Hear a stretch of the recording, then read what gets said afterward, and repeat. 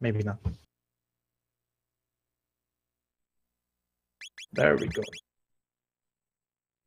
He's Okay. using Blat Split, dude. Wow.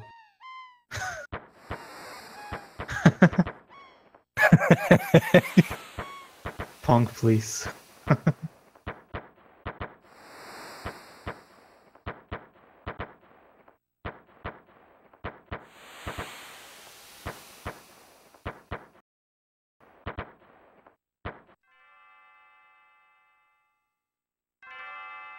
Okay, here we go. So start of the game, basically just a little introduction. You know, typical RPG, you know, mash through text. The nice thing about this game is that in between the Blat Split. Sorry. I lost my train of thought. I'm sorry. Wait, no, it's all right. Don't worry. Yeah, basically right now they're gonna change their menu. Battle speed 1, you know, just the battles. The action bar feels faster during the battles. Battle cursor to memory that remembers your last attack you did. It also helps you press X to attack, which is the best thing you can do. And some people like to change their controls from the start. It actually saves time later, so you can do that. Also want to point out that Redslash runs on L. I don't mean to talk about myself, but apparently he picked that up from my Super Metroid days where I would put run on L. Yeah, he told me that. I think it might be the only Chrono Trigger runner with run on L, actually. There's somebody else, but I forgot. I saw someone else do it in the marathon, actually, but I forgot who it was. And I'm sure they picked it up off of Redslash. Yeah. It actually works, right? Because, I mean, Redslash has a couple of world records. I mean, it frees up. You're doing, you know, you're splitting up. You're dividing, I guess, the buttons more between two hands. You're doing less with one hand than you normally would, I guess.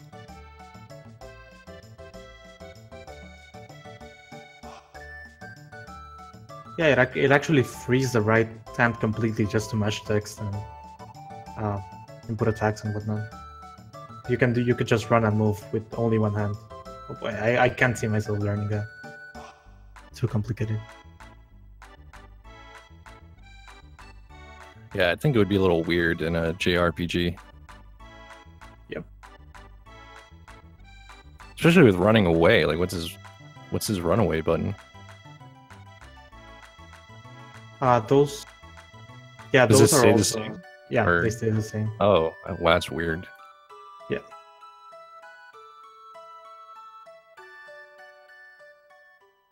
Pretty sure. Yeah, the timers are pretty nice. Yep. I can't say I've seen them before. This is my first time seeing them. Didn't know it existed. Never heard of Blat Split? No, Oh boy. I might start using it myself now.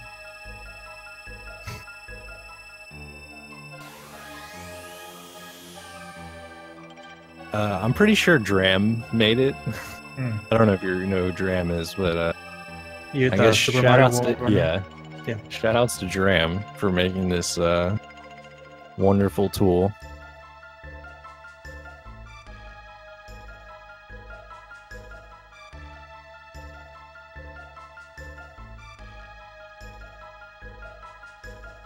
So yeah, after mashing through some text, just basically advancing the game, they're gonna run into the first battle of the game, which is actually kind of tight input-wise, and then there's a skip that you have 2 pixels to do.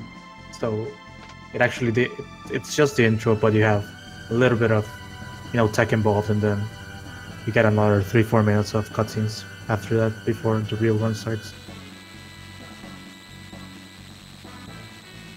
Yeah, the first 15 or so minutes of the game is kind of brutal, especially if you're having a bad day and need to reset quite a bit.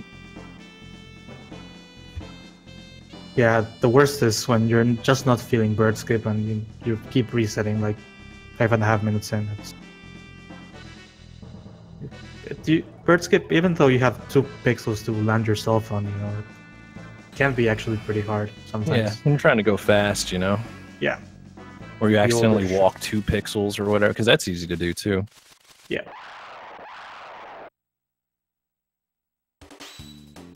So this fight, they just want to try to kill the imps without getting hit. So they have to basically input X, right, X as fast as possible. And both of them got it pretty nicely. So Redslash is gonna be a little bit on the... I don't know if you hit the right RNG, so basically at the start of the game, you usually delete your save files. Redslash doesn't do that. Here comes bird skip. You basically line on the bridge and then run up. But yeah, Redslash doesn't delete his save files. He actually does, I think it's a mash load. Yeah, I think it's, yeah. Only the first 3 frames work or something. So I just found out about that the other day. Same. Yeah. But I don't think it's like the exact same RNG. It's a little bit different, but it's still like...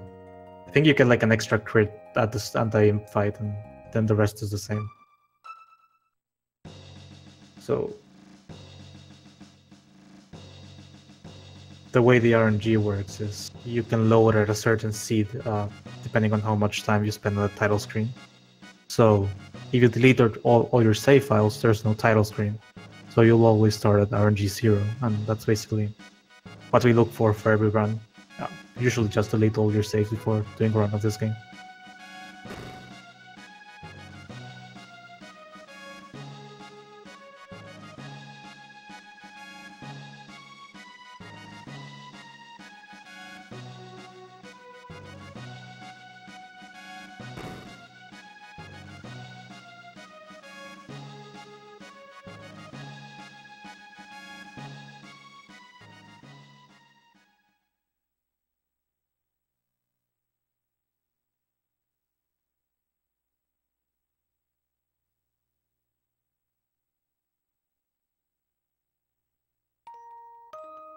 Just talking to Marl here. After this, you talk to Luca, and it's still just a little bit of just text mashing. In this game, you cannot advance text by holding B or L or R or whatever. Your best bet is to close it on the first frame, so basically mash A. And you can actually close it in cycles, so there's usually like 4 frame cycles where you can close it as fast as possible. So you want to try and hit the first cycle, because basically, let's say you mash 1 frame late and you miss the 4 frame cycle, you have to wait another 4 frames for the text box to close. Pretty weird how it works. Just usually try to mash it. That I don't think too much about it.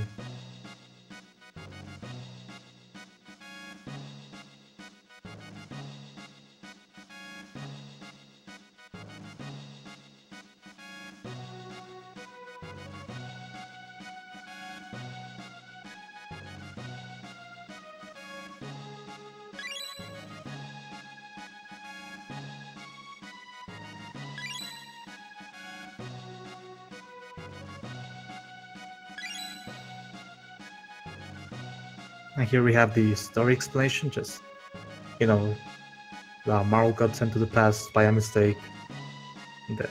The people thought she was the queen, so the queen's still kidnapped. So if they don't save her, bam, everybody from that line's gonna die. So, but I'll go and save the queen.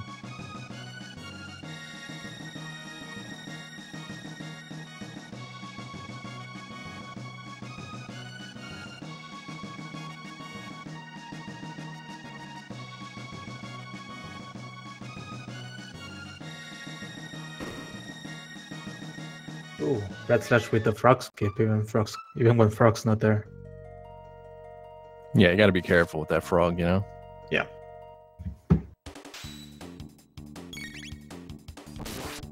First fight in the forest. This fight's pretty simple.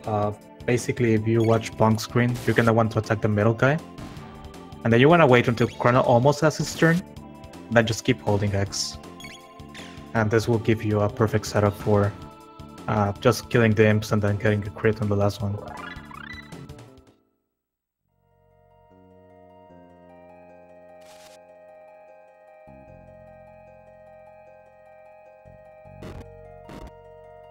Just a tad faster. And the second fight that Redslash is gonna do, he's gonna do something called RNG jump. So basically, you're gonna attack an enemy, and then that enemy is gonna die.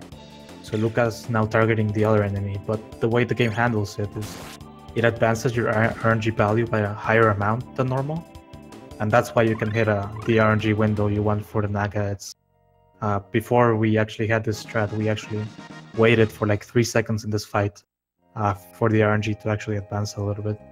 That's kind of weird. Yeah, I remember that. It was like you could time it by doing like the rolly moving to a certain point, right? Was that it? Yeah. Like he moved in like a circular pattern, and once he crossed a certain grass patch, Oh yeah, that's right. Yeah.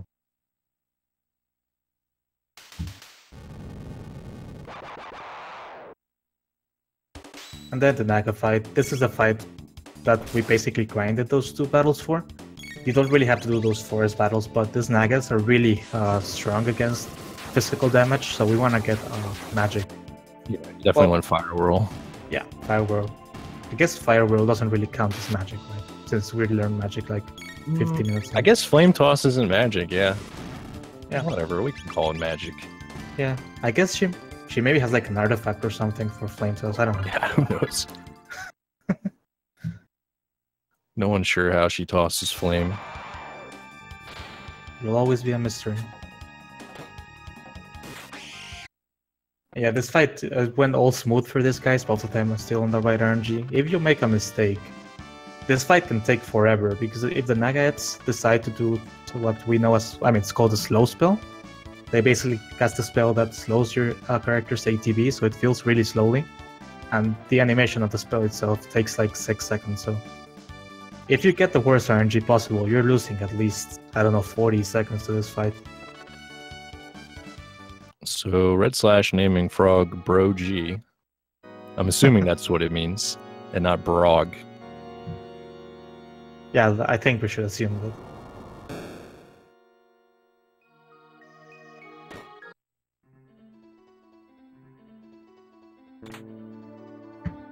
Okay, so Redslash taking the bottom route. You can take 2 paths through here. Most people take the bottom route to get the revive for, safety for it's a race. There's no reset. And he did a perfect fade out there. I don't know if you want to explain the fade out glitch a little bit, Jack? Yeah, I can explain it. Sort of. What you do is you hit the door transition, and then you open your menu. When you open your menu, it sort of stops you from going through the actual door, and you sort of store the door transition. And that allows you to do certain things. Like, for instance, he was able to pick up that power tab without having to sit. Normally, you'd have to sit there and wait for like a little jingle to go off, and you could see like it says you received power tab or whatever. But because he stored the door transition, when he got the power tab, he stopped opening the menu, which triggers the door transition and skips that whole sequence, and he goes right through the door, basically.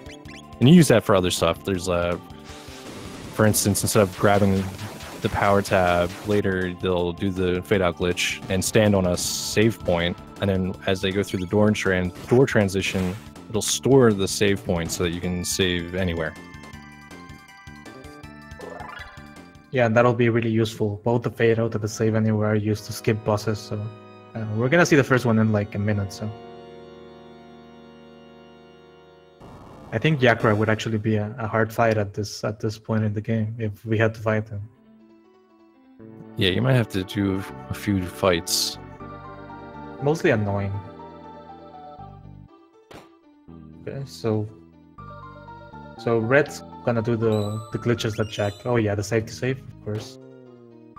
He's gonna do the glitches that Jack just played. So he's gonna do the fade out glitch. He's gonna stand on top of the save point. And he's gonna do his menu right now and do another glitch called the unequip glitch. Unequipping your characters. That gives you more magic defense and more magic power. Magic attack, sorry. And that's gonna be just really useful. Apparently, it equips a null armor piece. It's not. You're literally equipping like a null piece of armor. Yeah. That ends up boosting your defense and your magic defense and magic attack. Yeah. Also, you might have noticed that he saved and reloaded. It's because he did because he had save anywhere. He ran past the boss trigger basically and saved.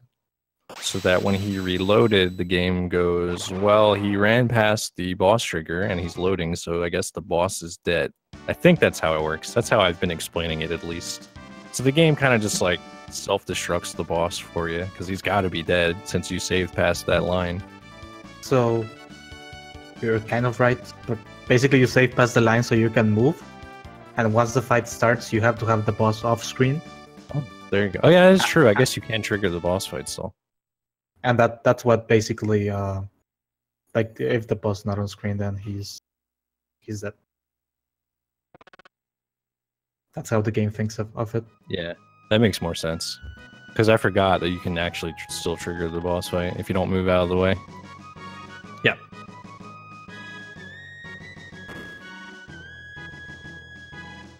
If you were to do an all bosses route, I don't think there's really like a real route for it, but doing the save anywhere, saving past the trigger and positioning your characters at a certain point could actually help so that Jaguar doesn't trigger the counterattacks, because he doesn't counterattack if you're too close to him. So I mean that could be a potential use.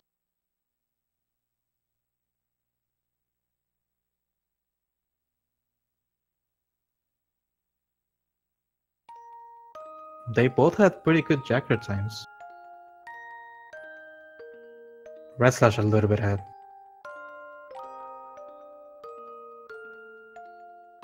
Yeah, anything under 16 minutes is really good when you talk to the queen right after the Yakra. Yeah. Now the hardest hit in the game. There we go.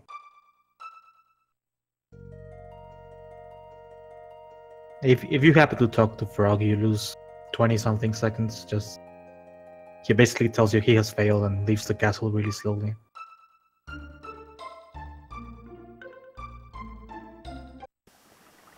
Now Redslash is gonna abuse the save anywhere glitch. He still has it in his inventory. I mean, still has it active. And basically he saves right here. And for whatever reason, the game doesn't trigger the current fight. It triggers the bird fight that you get when you come from the other side of the bridge. And it lets you skip the fight. You only have 4 pixels to do this trick. But I mean, Redslash didn't even set up. I don't know what he did. That was that was wild. I've never seen anyone do it like that. Yeah, neither have I. That was pretty good.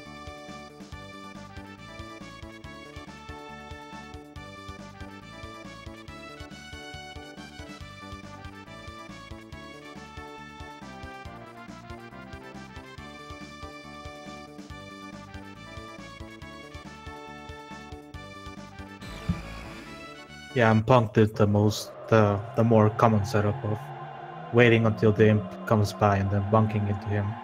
That gives you the perfect pixel. Yeah, that's a nice little setup. That's the safer one. If you can set up a little bit faster, you can use Chrono's bandana as a cue. And you get it a tiny bit faster before the imp appears. But I use both. I use the bonk strat as a backup. Yeah. If I mess up the bandana thing. Yeah, same.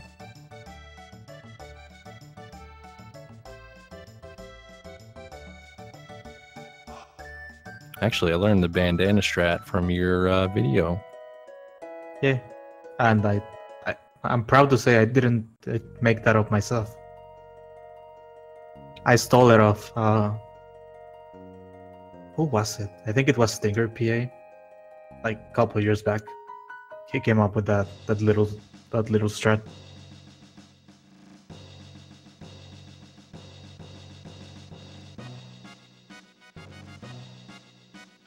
It's actually a really nice visual cue. Because for whatever reason the bandana is also 4 pixels, so perfect. Yeah, it's nice when things work out like that. Yeah. And we thought we had gotten past the intro, but yeah. We have another cutscene. Cutscene I guess. Takes like 4 minutes here. Basically it's a trial. Need to answer a couple questions, and then you have a 52% chance of being not guilty. No, 53. not guilty, 47% guilty. And then basically have to pray for RNG to get guilty, and if you do, you save 6 seconds.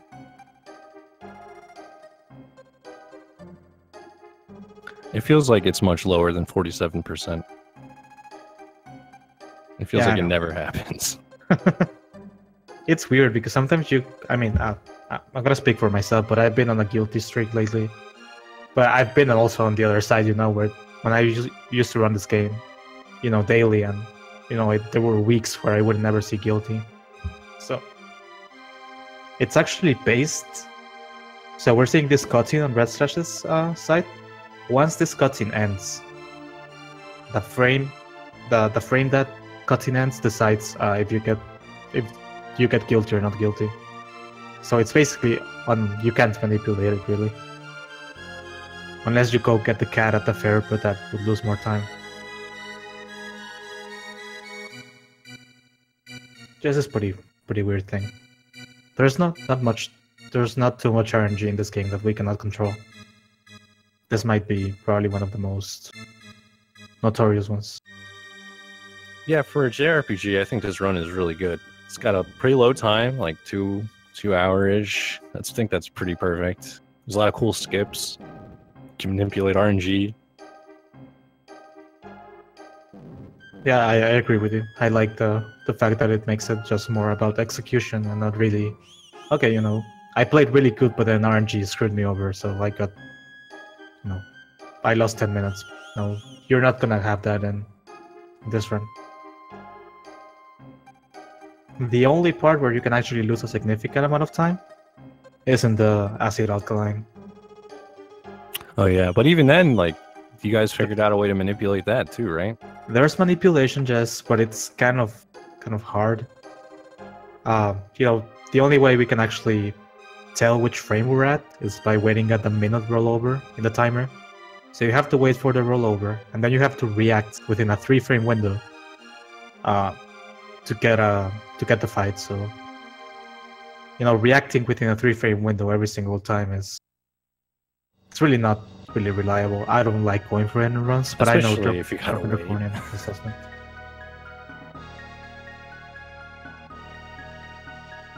Oh, pattern manip. Yeah, it's pattern manip. Yeah, I'm sorry. I thought it determined the what slimes you got. Yeah, so basically, each frame is one pattern. So we try to get a certain frame.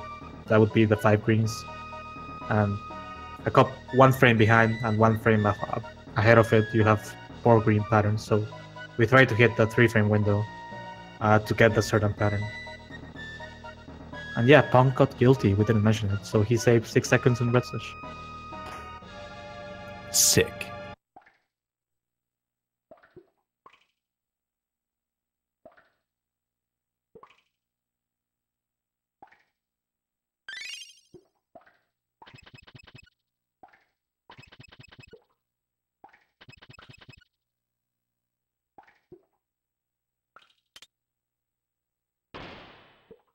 All right, so hopefully we're going to see both of them get a 60 damage roll on these guards, and that would indicate that they are on the correct RNG and still on the script.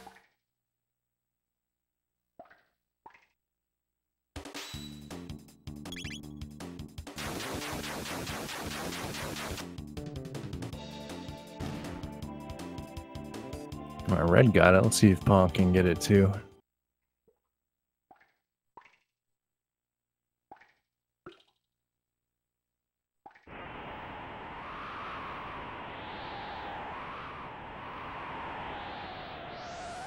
And Redslash is doing a fade out glitch here to avoid a fight.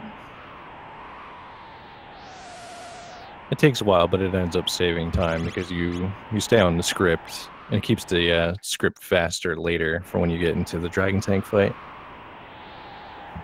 Yep. Also, a little trick in that fight Punk is doing right now, if you hit a 60 on the guard, is a good way to verify your RNG. Yeah, it's always nice to see that 60. It's a little stressful sometimes, but yeah. And the perfect reload cards for isn't red. too hard to do. Yeah, the reload to get the RNG in that case is... It might seem short, it's a 0.3 second window, so 0.4 to 0.7. But it's actually not too bad to do. So their timers, they're using the infamous Blat split. In case you're wondering.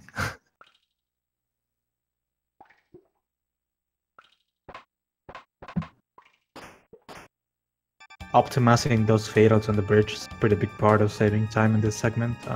Each extra fade costs you like 2 seconds, so I myself always end up doing at least 2 extra ones compared to the most optimal way. Yeah, I never even really, I don't even know what, never really tried to do it optimally. I gave up. I was messing it up too much, so I'd rather take a 2-3 second loss.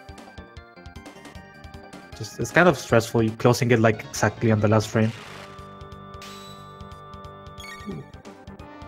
Dragon Tank now for Redslash, so everything we did right now, just to keep the script for this fight. And you're gonna see he's gonna get an ungodly amount of critical attacks on the head. Usually you don't kill the head first. You kill the body first and the head at the end. But because we're getting a lot of crits, we can actually out-damage the head. The head heals itself a lot, but we can out-damage it pretty easily.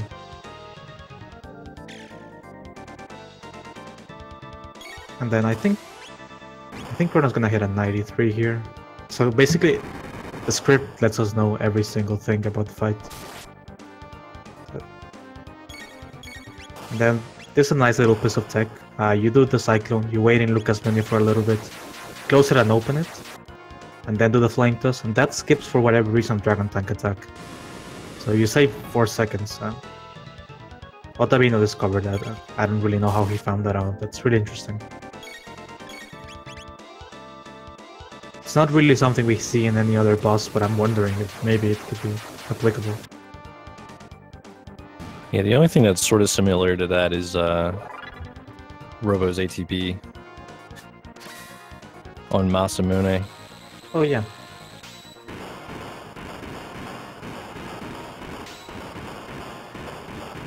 And that's only if it's a little off. Yeah. Nice Dragon Tank fight from Red. He's gonna get the shelter there. A little tech skip here, just walking. If you walk close to the cards, you can save a little bit of time. I think it saves like 6 seconds or something. Punk's wrapping up his fight here. Remember to hold X, nice. And nice. Yeah, that's the easy thing to just kind of forget to do is on the, was it like the 5th attack? You hold X, or right after the Cyclone? After the Cyclone, you gotta hold X.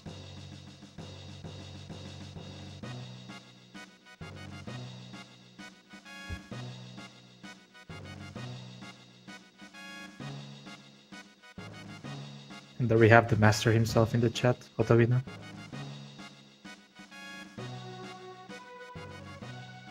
So in Punk's screen, I found out something that saves actually 50 frames if done optimally.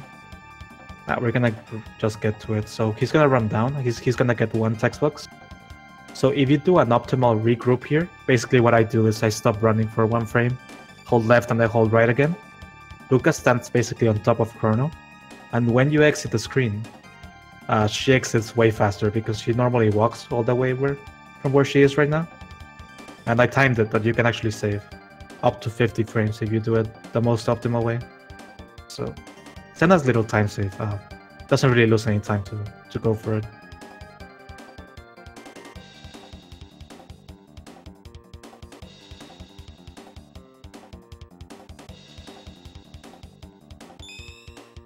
And yeah, 50 frames is not too much, but a little bit less than a second, but it all adds up.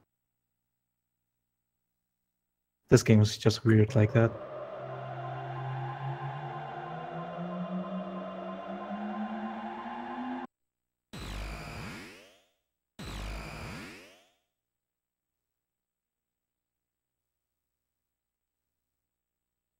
Now red's gonna go into lap 16. Actually, the future is one of my least favorite areas because if you, well, like one screw up can cost a lot of time. It's actually pretty technical, but lap 16 is really fun to do.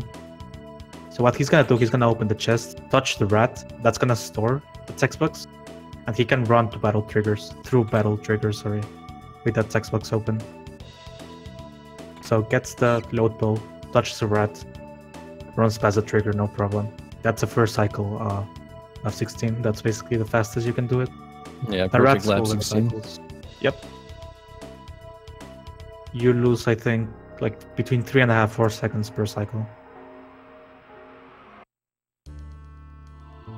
But yeah, getting second cycle is not too hard most of the times.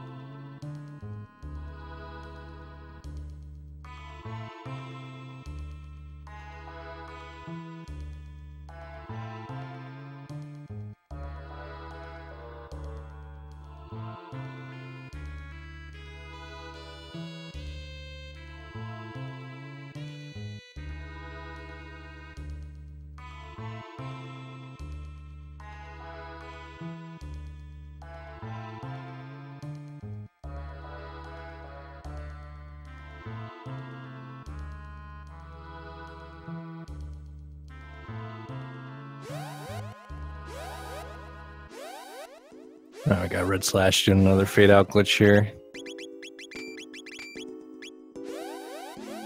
This is a nice one because it skips this boss. I forget his name, Guardian? Yeah, the garden. That's actually the room we change our controllers for. So basically, if in that room you press X, you basically trigger a fight. I think it's a really nice troll because you hear like the beep and stuff, so you might think, oh, there might be something coming. Let me heal. And once you try to do it, you know, you trigger an extra fight. Yeah, and luckily for us, they hard-coded that trigger to the X button itself and not just menu. So we can just swap the menu button and just use that instead and not trigger the fight. Yeah. Yeah, they did that with a lot of the different, don't want to call them cutscenes, but I don't really know how to call them. But I'm gonna call the cutscenes, just like the Johnny race, for example, or the soup drinking, or LARA for the Luca's mom. Yeah, they're cutscenes. Yeah. You have to press the controller buttons, not the...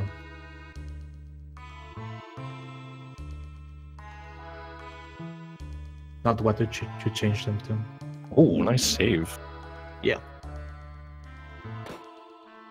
That was a nice save. That bugger room, doing it optimally, both ways saves a little bit over a second. But if you get into a fight, you know, you're losing at least 30 something. So it's one of the most... I'd recommend new runners to just hold off on that until you actually need that second. Yeah, it's not worth it. Yeah, I myself cannot. I never go for it. I just play a little bit safe there. I learned it and I was like, forget this. I'll just go slow.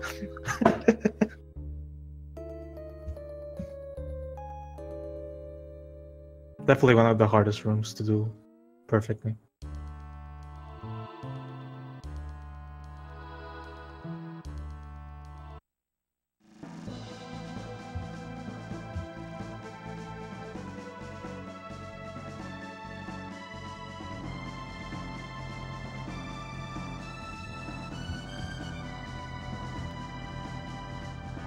Then you get this really cool epic music and you're on your way out of Aris Zone.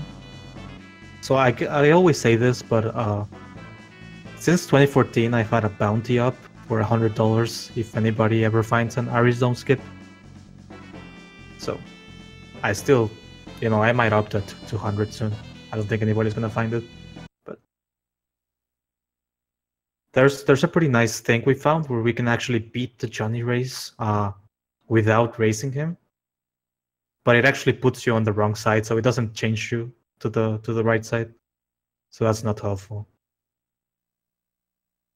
I just don't really like Aris Zone. Aris Dome skip would be nice because you would never, I would never forget to watch that cutscene again. That happens a lot. I've been there. I couldn't shake it for a while. I was like, why can't I just remember to watch it? I haven't done it in the race yet, so. Mm-hmm. Oh yeah, if it happened in the race, that'd be rough. Wow. I actually have a sticky note that says "Watch cutscene" right above my TV. Nice. I'm not joking. That's one way to remember.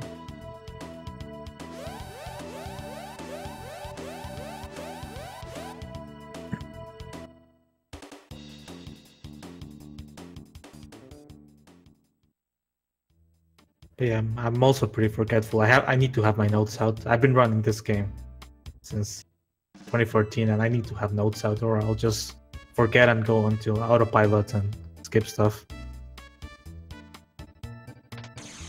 There's just so much stuff to. Yeah, a lot of times I feel like you don't need the notes, but it's good to just scroll them because there's always something like, you know, a lot of times I'll forget to put Defender back on Chrono or something like that. It's because I didn't, you know, scroll the notes. Yeah, little things like that I can actually cost you. Oh my god, Redslash. Oh, I jinxed him. He was doing almost a perfect Johnny race. Yeah, that was a lot of bonks. Yeah. Redslash is the best at this race, though. By a lot. 1972, that's really good.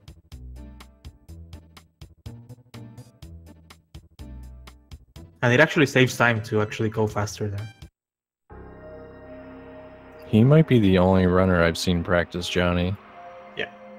But I guess after you've gotten a few world records losing to Johnny, something you prioritize. Mm-hmm. It's a free 50-second time save there.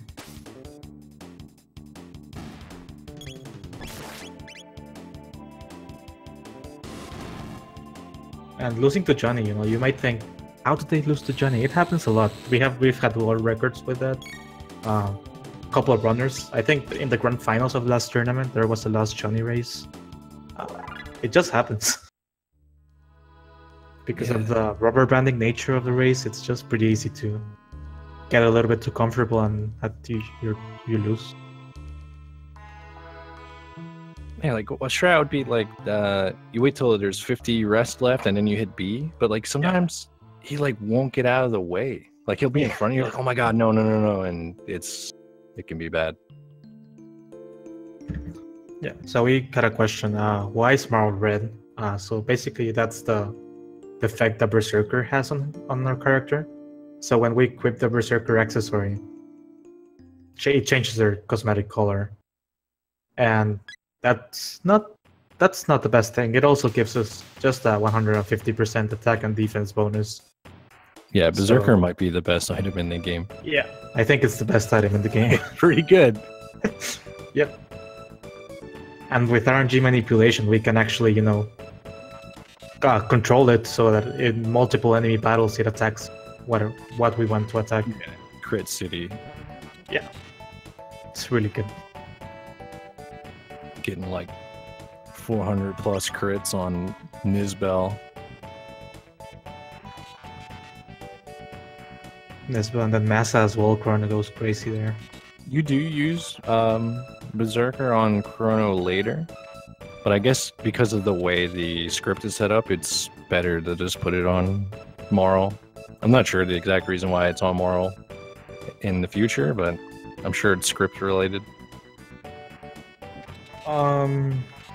Yeah, I think Marl was the one that had the crits there. So basically, so like the crits are on Marl, so you put it on Berserker on her in the future or whatever. Yeah. Also, Marl attack plus Luca Flametos would not kill one of the buggers, so you would actually have to do an extra attack. So right now you can do Chrono attack plus Luca Flametos and kills one, but Marl and Luca won't kill one unless Marl crits. So the Berserker gives us also the chance, you know, Marl kills one and then Marl kills two actually, and then just one Chrono attack, one Luca Flametos.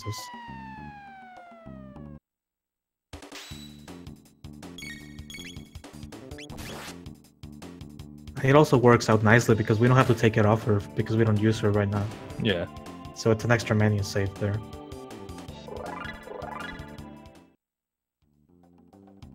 But Chrono does wear it later, and it's during the Masamune fight, and he gets quite a bit of crits going. Oh, and Chrono Berserk doesn't one-hit kill them. Chill. I didn't know that. Otavino dropping the knowledge. And yeah, Drunken Draconian as well. Ladies have higher crit rate than the guys. There's this nice table from 0 to 255, and depending on which value you're at, it's who has the crits. Obviously, Frog with Hero Metal has the highest, but there's a nice... Is it faster to shelter on that save point as versus sheltering outside, or is that just like a preference thing? If you're gonna save, I'd recommend just sheltering there. That's true, yeah. Like for a backup save, I didn't think of that. Yeah, in the race, I'd really recommend it. Just for safety. Because, you know, you never know when you're gonna die to our series like Keanu did earlier. Didn't mean to call him out like that, just because it happened like an hour He ago. got Novo, dude. It happens. So this is the acid alkaline pattern. Basically, when you enter this room, the frame you enter this room gives you the pattern. So there are 60 different patterns. There's a manipulation, but it's not really... Not many people go for it. And the thing is, when you get them mixed like this, if you hit a green guy close to an orange guy, they counterattack. Oh, that was really lucky. I don't understand that attack. Yeah, I don't know. Otavino knows. He did that too. He died.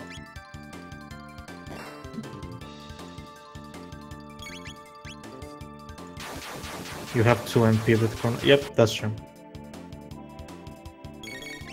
Yeah, so I do this really dumb stuff where I do all my menu before Ariston. So I equip the load bow, etc., and I shelter there. So I have 2 less MP for this fight, for the acid alkaline. So most people just wait, you know, you do the load bow, berserker, whatever during the fade out of Guardian, and then just shelter before this fight. Oh yeah, that's true, Magus. I really hadn't thought about that. Those slimes take a little bit to fall down. I didn't know they were on the clock, to be honest.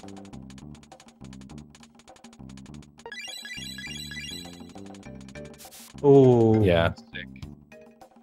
So, Punk right now got a... It can be either a really good pattern or a really bad pattern depending on damage rolls. So we'll hope that he gets good damage rolls. These guys have a lot more defense than the green guys. So we don't want him to go to one city.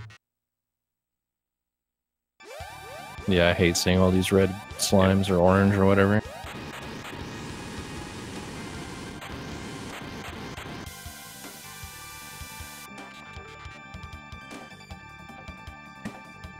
Funnily enough, my best R series split ever was with a 5 red fight. So you just have good damage rolls on them, or? Yeah.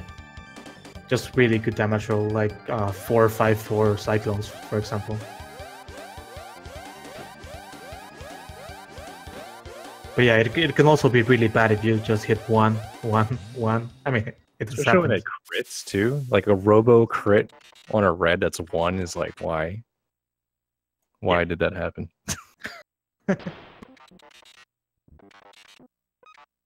Like you expect it with Luca, but not Robo.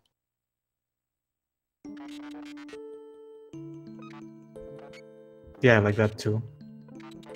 Luca. Okay.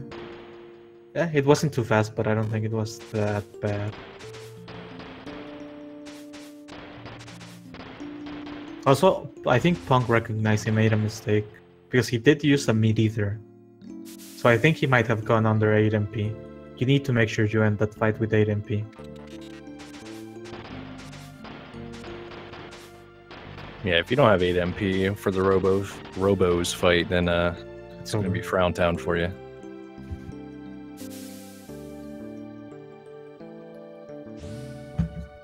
This R-Series fight is... You have a... I don't know what to call it. You have a little bit of time, very little time to actually input your cyclones in. Yeah, if you basically... Yeah.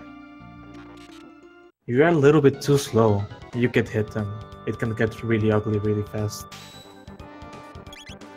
Redslash, of course, getting into the menu as quick as possible. That was very good.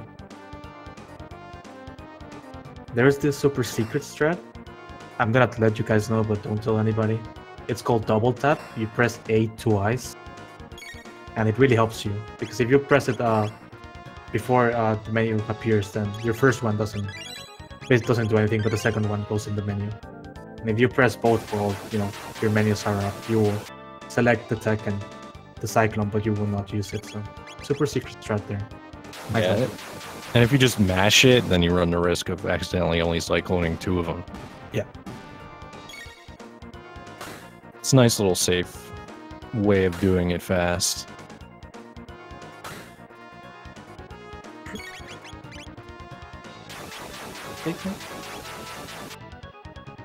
So Redslash wrapping up our series with a 45-35. That's really good. 45-hour series is really good. 44 is possible, but you would need to have really good gameplay plus good RNG on these lines.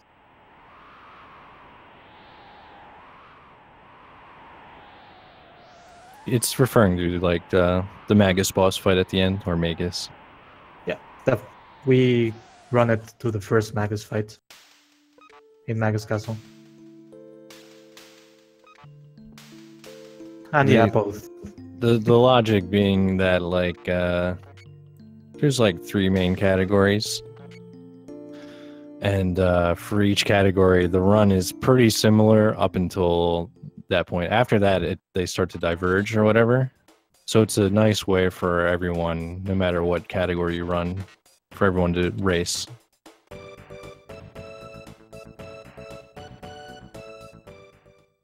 Yeah, it's also not too long, a little bit over 2 hours. And that involves hard parts, a lot of glitches and stuff. I think it has a really nice balance, in my opinion. Like going to the end of time basically would turn into RNG fest with the slimes. Who got the better RNG? I think just Magus is a really nice point.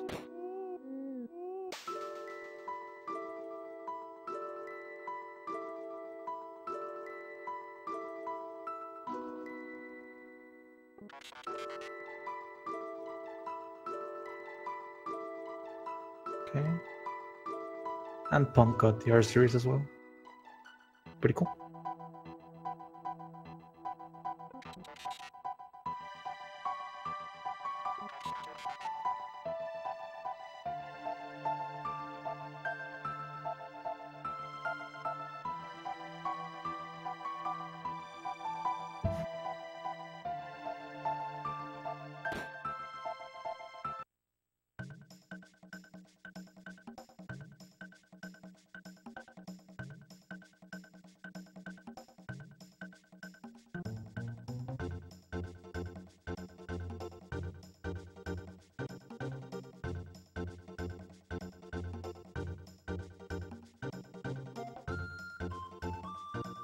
Here's where we go get magic. Everybody has to think magic or they're gonna fail. And basically in this weird turn of events, you have to run around the room 3 times to get magic. So you actually don't have to run like around the edges of the room. There's little points you have to touch. That's why Redslash was moving so weirdly. I have to learn that. I don't know how to do it myself.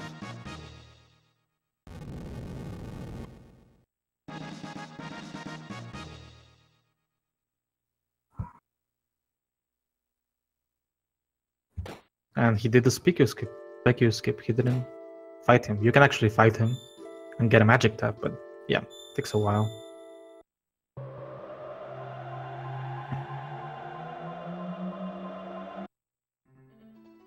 Redslash is in the lead. You check Redslash's screen right now. He's gonna do something called Cake and Dash. Eat the cake, change your party, and you can actually move. And you can actually skip the text boxes there. Yeah, for some reason switching your party around like that breaks the game a little bit. It's using a couple of different glitches. Yeah. I actually wouldn't know why. Yeah, my best guess would be that it locks your party, but if you change it, it doesn't know what to do. I don't know.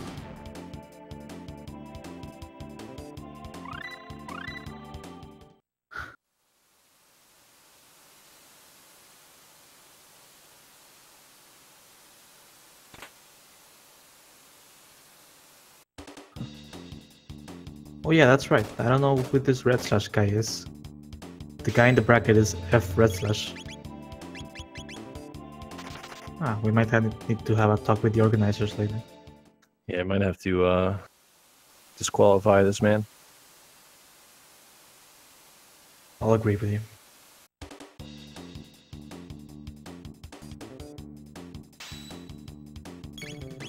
So right now, Redslash is using the first time we're saying the menu trick, as I've seen people call it. I think it's nice to call it like that. If you hold L and R and you open the menu, you can actually store running away.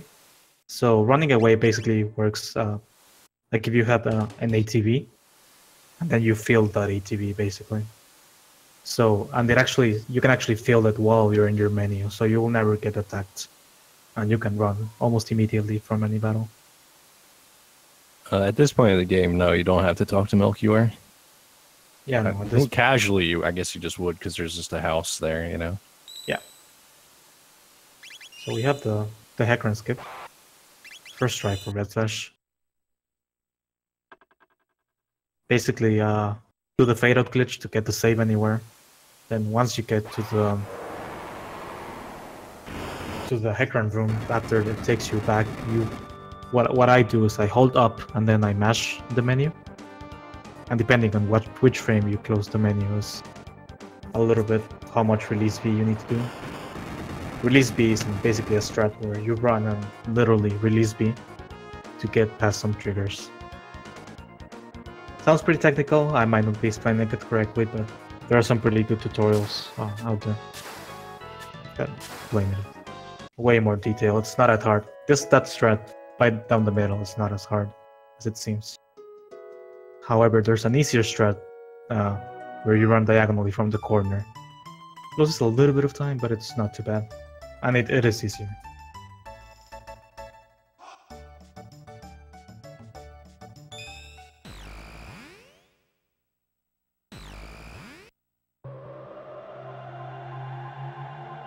Now we have the most impressive trick, in my opinion, if you've never seen a run.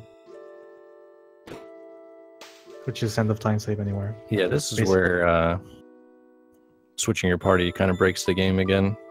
It like gets you out of his zip so that you can move. He does have to close this menu on a certain frame though, that's why he's pause buffering. Cool. And so because he did that, because he stood on that save point as those characters were zipping away and you transition to the next screen, it stores the save so that he can save anywhere and set up the next big skip.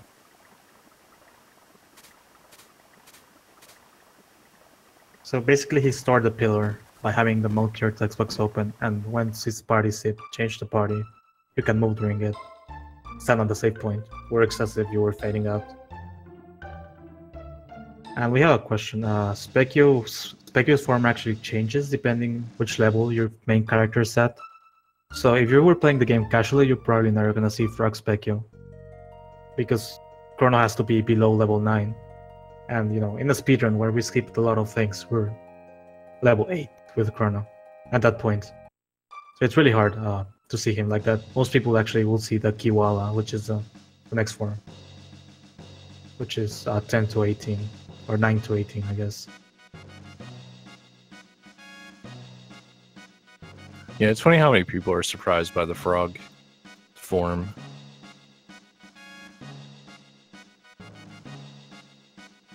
I think it's a pretty nice thing. And each phase, I guess, I don't know what to call it. Each phase, I guess, just gives you different rewards once you defeat him.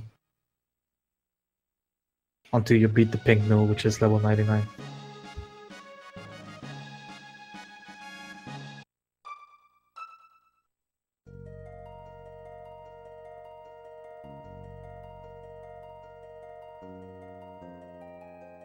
So basically we're going for Ponktus just finished the Hecarim skip, and Redslash is going to do the Sombor skip. This is divided in two parts. By using the release B here as well, basically you save past the trigger. And you skip the first part of the Sombor, which is basically called the Captain skip. And then the second one's really easy. Oh, I jinxed him, I'm sorry. It happens. At least you didn't jinx them as bad as I did the last game.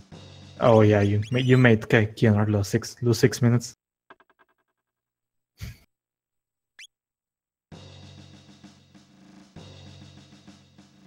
That's alright, and you can see he skipped somewhere like that, just by saving past the trigger. I've never realized how much power we have as commentators. How much power? Oh, like messing people up? Yeah. Yeah. I didn't think it was a real thing, but it's happened to me. It happened to me last race as well. I said something and I messed. Not too big, but I messed something up.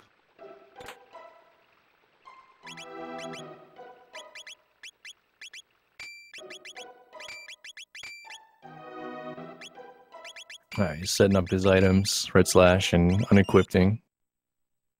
And you'll notice that when he reloads, he's on a different plane. he goes up onto this little ledge.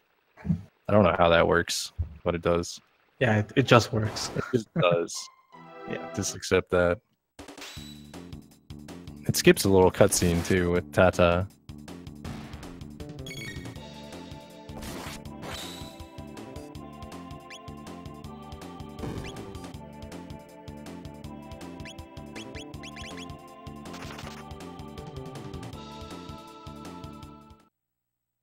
Yeah, so basically Redslash went to get revives and mid-tonics before going up the mountain. So basically he went for a little bit of safety. If the Mass Immunify doesn't go as expected because you messed up or whatever, it can be pretty rough. It actually happened in a race yesterday. Yeah, doing Masamune off script is not fun. Indeed, not fun at all. Especially if you didn't play it safe.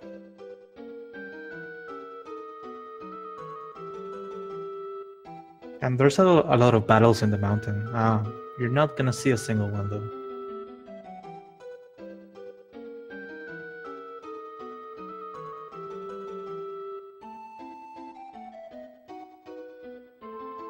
Ponktus right now leaving the castle, about to head for Summer Skip. Red's gonna get the speed tab here.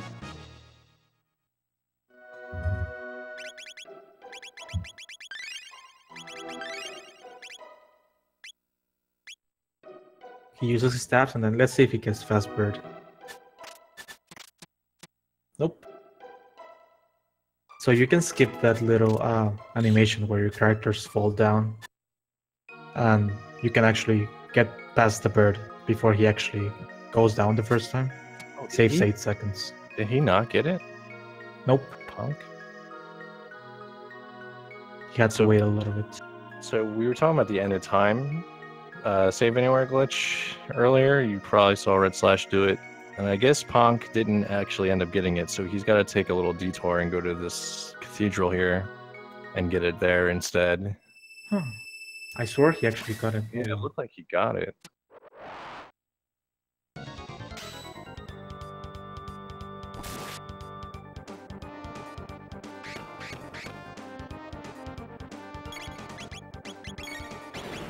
Well, he needs that save anywhere glitch for this Zombor skip here.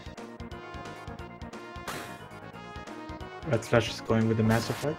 This first part is fairly simple. You actually have to have your fire attacks with Luca actually pretty quick. You have to input them. If not, you can actually mess the RNG for the next part of the fight. But Redslash did them perfectly. I'm having a little bit of trouble with this fight. Yeah, it's really easy to... With the skip, sorry. This skip is so annoying sometimes. Yeah.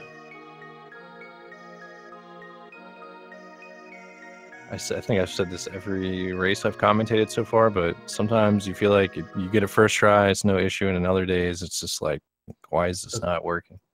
Yeah. And it's actually kind of technical, so you need to run the whole time, but you need to walk between 7 and 9 frames. So you cannot, if you're a little bit off, you're a little bit off, and it's gonna be harder to get it. Yeah, when you do that little release B thing, for whatever reason, it makes it so you're able to walk past whatever trigger, so you can save beyond it, so you can keep running when you reload.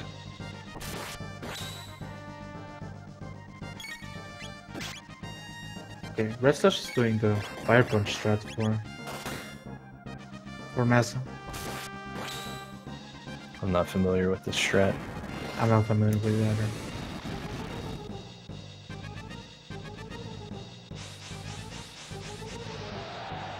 Like, it's intended, or? Yeah.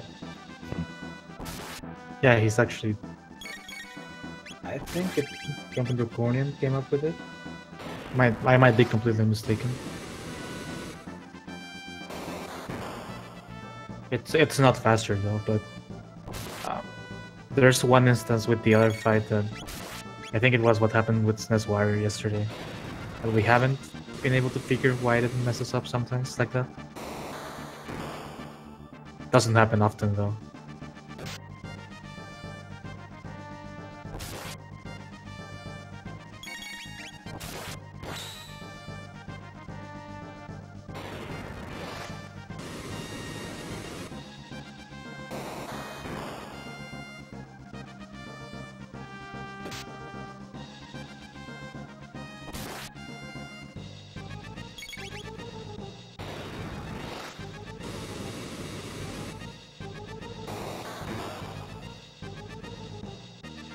Okay, cool.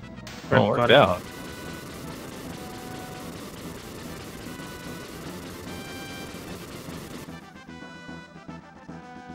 It's 3 seconds slower. But yeah, I mean, you know, people can choose strat they like. I don't find the other strat to be hard at all.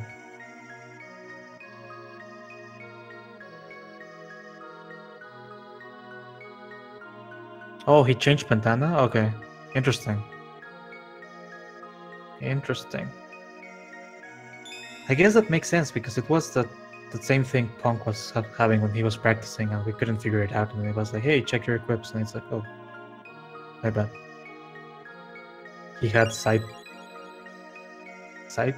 I forget the name of that thingy. The sight scope, sorry. Like, still equipped. Redslash with like a 101, 102 Masamornia. Not bad. Still sub 150 pace.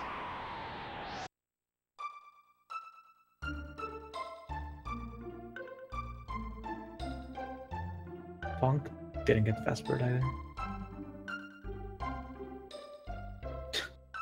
Redslash going to talk to Fiona there.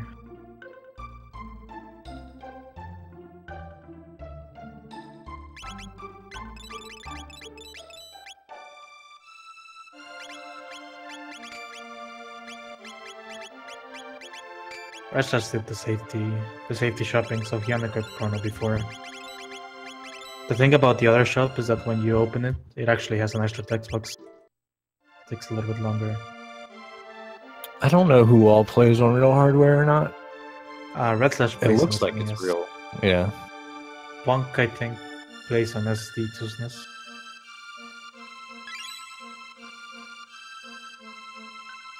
Yeah, they both played on SNES.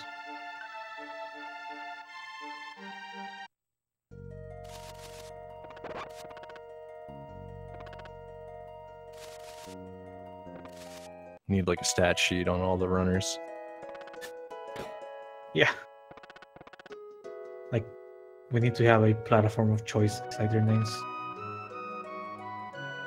Because yeah, a lot of people, some play on original card, others play on SD to SNES or EverDrive, and others play on emulator. Or I have a real cart, but I play on SD to SNES. I can see why. It's the same thing. Really.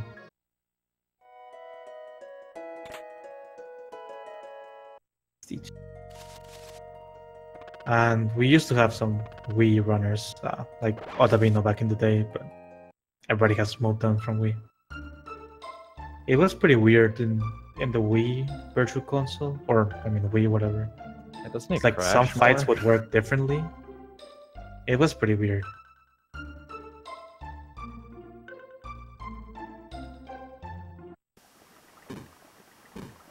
You know how upset I would be if the Steam version ended up being faster somehow? Oh no. Well, I don't luckily, even want to say it. Luckily for you and for us, the Steam version doesn't have any glitches. They are all patched, so at least for any percent or 100%, it's not gonna be faster. Maybe for glitchless, but who knows?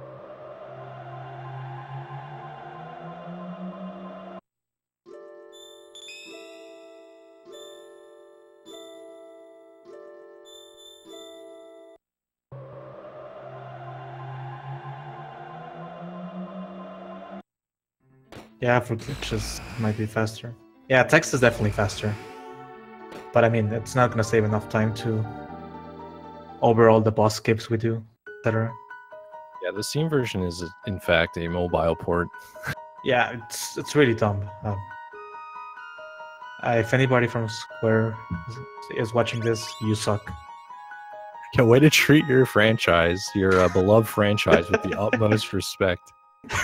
Like, they were good over a mobile port. Hideous with its hideous menus and everything else wrong with it. Yeah, like the backlash was so strong that they actually had to start making changes.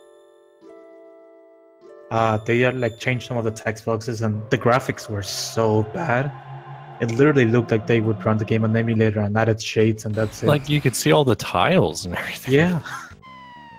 It looked worse than the SNES version. So bad. But yeah.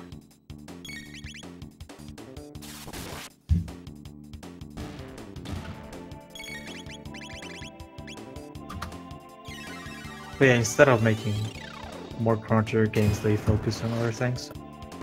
That franchise. Okay, so moving on. Redslash is on this Reptide fight. Pretty simple. Basically just slash antipode. Punk just finished Masamune. Yeah, he did like a little subtle trick where you saw the Reptides running around, and he closes the menu, and the right Reptide like hits the right part of the screen, which positions the fight, like the Reptides in the next fight, in a favorable position. Sort of cool. Yeah. Yeah, it's also kind of weird how they work like that. I think it's kind of nice. This game just has the little intricacies like that. Just like if you close your text box here at a certain frame, you know, it affects how they position.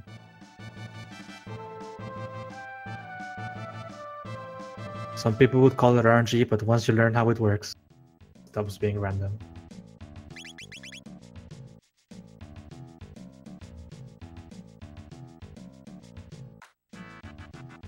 I mean, Chrono Cross definitely counts, but that's 2001 or something like that, right? Are we gonna open up the can of worms? I don't think it's a bad game. Are we gonna do this right now? I'm gonna say it. I don't think it's a bad I'm game. waiting for all the cross nerds to come out of the woodwork. I don't think it's a bad game. I don't think you can compare it to Chrono Trigger though. I've never played it, but I don't like how they retconned it to be an actual sequel to Chrono Trigger. Yeah, I don't like that either. I call it a spiritual sequel.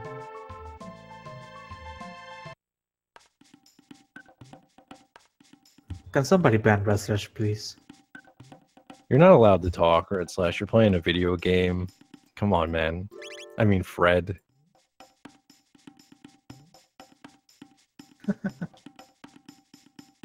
This guy's casually chatting in the middle of a race.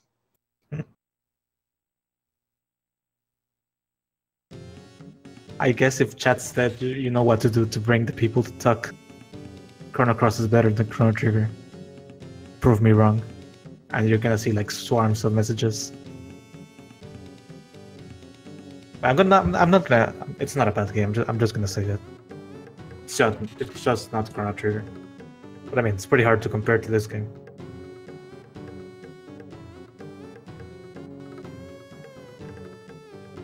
I just don't know how they took a third of the writers of Chrono Trigger and decided that Chrono and spoilers. If you don't want to hear this, just shut off. Well, just mute. Don't turn the stream off. But they just kill off Chrono and Luca like out of nowhere for like the dumbest way possible. They saved they saved time. And then what's his face? What's that guy's name? The guy who loves the epoch. Oh, like Oh, what's Balthasar or his something? name? No.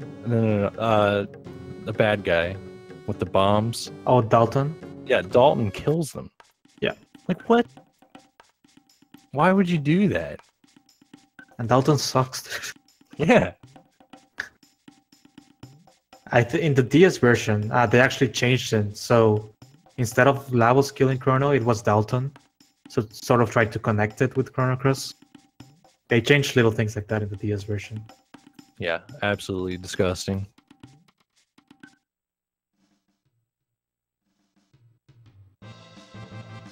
Anyway, see Yeah, how our we've- runners are we've doing. kind I kind of killed it, dude.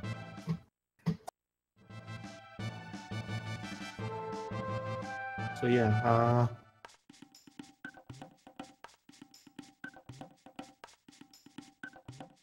Redslash is gonna skip Kino here. Kino is the worst character. Yeah, luckily we can skip this whole whining bit that Kino does. Ooh, failed. Gotta do it again. Kino wants to be heard, Yeah, we don't have time for him. and no one needs to hear this. Yep. I'll agree.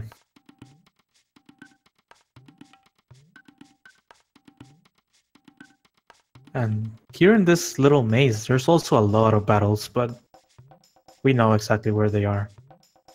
And can just run through it, basically. You do have to be careful. There's also one that's right in front of the stairs. You're gonna see Redslash sort of go up and then down. If not, you're gonna trigger this big gorilla.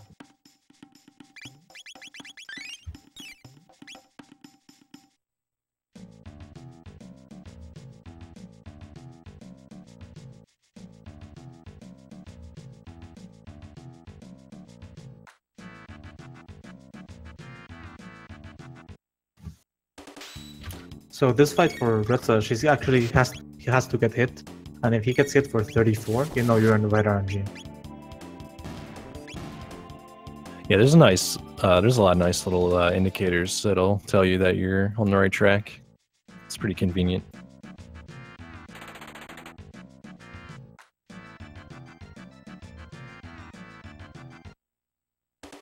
I'll agree. This fight's pretty easy, actually. You have to... Basically, the easy way is to wait for Chrono to get his turn back, and then you can just input Ayla attack, Chrono attack. And see how he did Luca Fire there? Sometimes throughout the run, we actually input attacks before the enemies die, even though they don't go through. Because it actually saves the position, so it actually remembers now Luca Fire, instead of Luca Flame Toss, because she was on Flame Toss before that. So for the next fight, we don't need to move to Luca Fire, she will already be there. Even though we never use the attack on an enemy.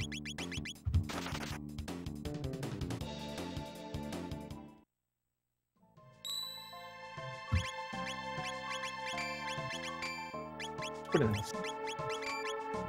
Little bit of a menu here, unequip Ayla. So she doesn't take too much damage off this one. And luckily for us, there's another Berserker we can get, so we can just leave this one on Ayla here. And then when she leaves the party, it doesn't really matter if she takes it with her.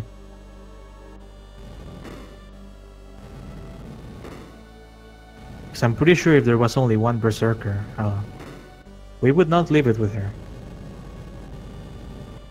Just have to do this fight differently.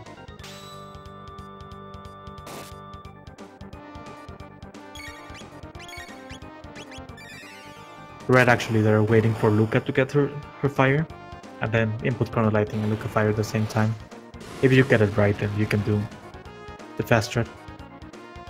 Yeah, it skips him doing Quake, right? Yeah, skips the Quake attack from Missile.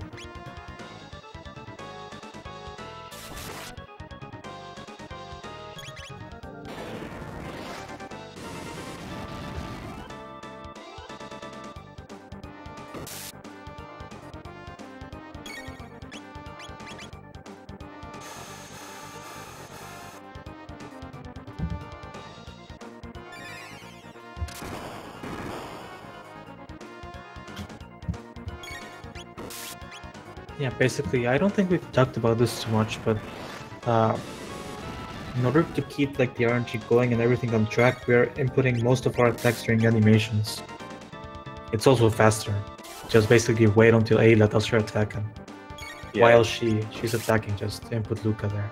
Yeah, inputting the attacks on your other party members' animations keeps it from like Caleb's ATB going forward or whatever.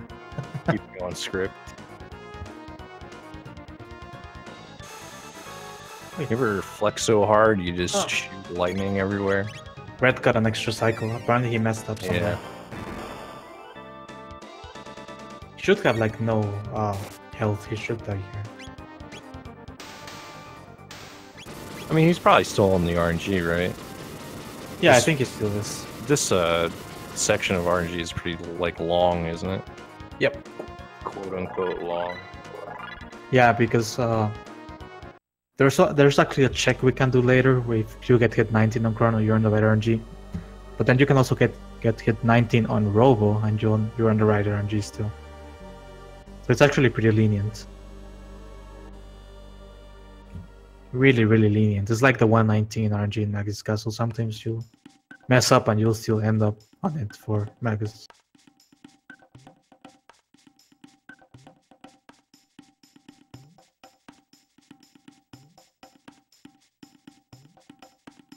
There we go, Magus. Well, all Magus confirming us. RNG is fine with 1 plus 1 cycle.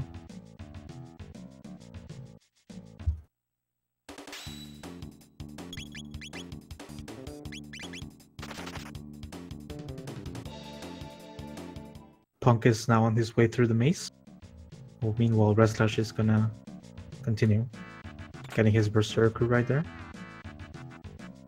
Then going back into a little bit of just, you know, delivering the Dreamstone we just got. And then watching a few cutscenes.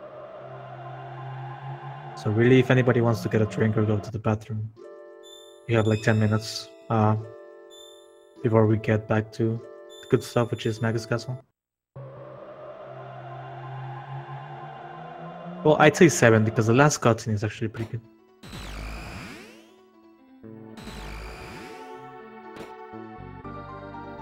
Yeah, lots of frog backstory, or Brogy. Yeah, Brogy.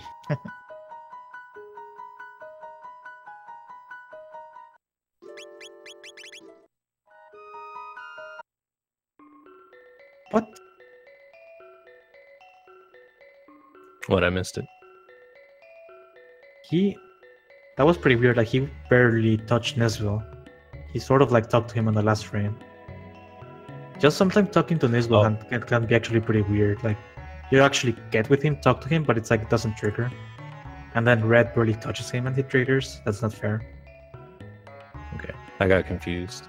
Because you met Melchior, and I was like, Nisbel. Oh yeah, sorry. Whatever. They're both pretty old, so... Yeah, I got confused.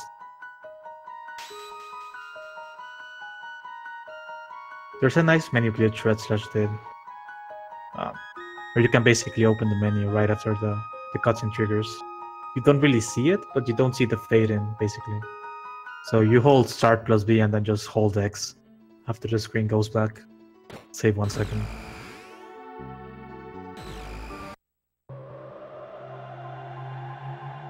And even if you miss it, it doesn't really cost anything.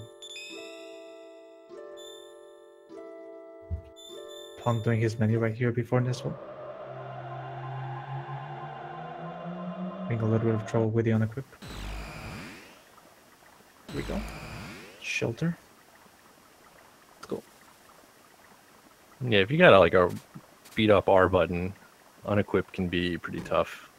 Yep. I have a pretty beat up R button. I swear every R button I touch gets messed up. I'll say the same thing. Run away and stuff. Yeah. I bought a new controller and not even like a year ago, and I have barely played in the past year. And it's broken now, the R button. just like my other controller, and I don't know if it's me or. I don't know. Like I tried to like chill out on like how hard I smack it. Like, you know, when you hit like right and R on the same frame, you sort of like maybe do it kind of hard. Yeah. Yeah, I don't know.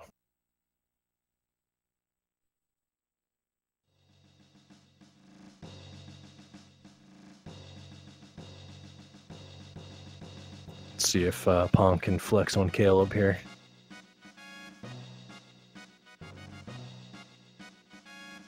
See, now they're dropping some knowledge in the chat that I had no idea about.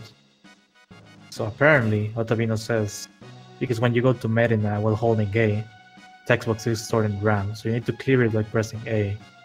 So you have to press A either in the Imp's room or Melchior's house before you talk to Melchior. So you don't get that weird thing where you I like, didn't know have about to hit that. A twice or whatever. Like when you talk to him. I guess you can just hit 1 when you're running out of the Imp's house. Then you'll be fine then. Doesn't work during the Vortex or the world map. Okay, so in any of the houses then. I didn't know that. That's actually pretty good to know.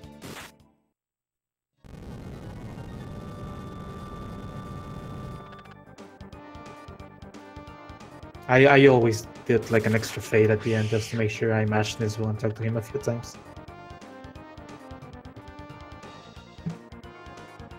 Yeah, I just mash it.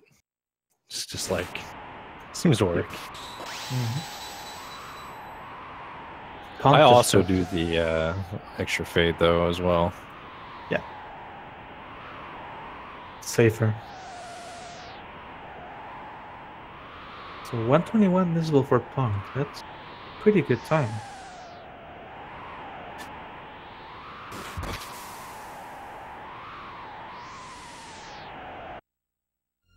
I'm gonna be ignorant here and I don't know what Punk's PB is. I'm gonna check right now. I'm actually not too sure of Redslash's as well. We got to our good, trustworthy speedrun.com. Defeat Magus. Punk has a 3-hour 1-minute time. He submitted one time, but he's way better than that time. Yeah, I was gonna say, it seems like he's a little better than that. Yeah. So basically what we did for the tournament is, if you submitted a time, it doesn't matter if it was like a 6-hour time, you would have a better seat than somebody with no time. So we had a couple of people just cram runs at the end, the new runners, just to get a better seat. But yeah, Punk's definitely gonna get a PB here. And Redslash has second place in this category. He has 147.38 as his PB.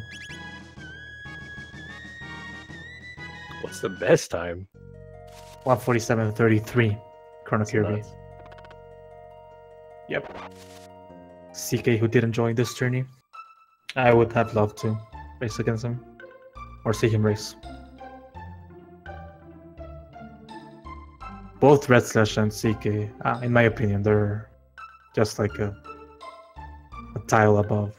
Anything below 150 is just extra stupid. I don't even know.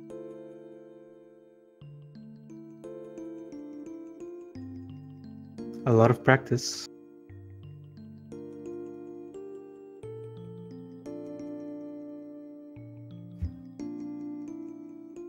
Get ready for your... No, where's my marshmallow emote? Marshmallow. You're a marshmallow, Glenn. Oh, I guess I did it ahead of time, but yeah. No, it worked out perfect, I think. Well, at least on our end it did. Yeah, for us. I didn't consider the delay. Yep.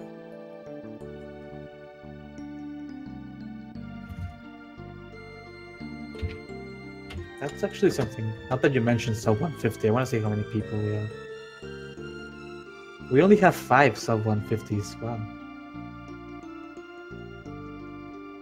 Interesting.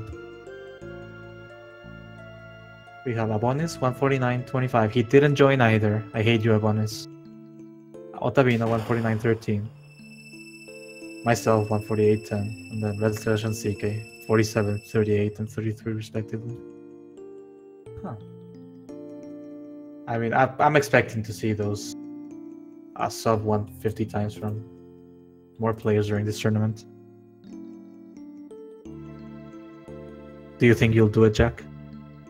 I think I'm capable of doing it, Mm. especially since I was keeping pace with DD the other day. Not to toot my own horn or anything, but DD's pretty good. Yeah. Until I totally botched it. But I don't know. I don't think I'm gonna get it during a race, but I think I'm capable of. Yeah, nice. Oh yeah, I'm sorry, Magus. I was just reading the leaderboard. Oh, Magus has a 149.20 as well. He's the one I was missing. I know this wire should have something around that as well. So yeah, I think Drunken Draconia will be the next one to break to that. Yeah, I can see DD doing it. Not now, because we just cursed you, but you know. Maybe after a tournament.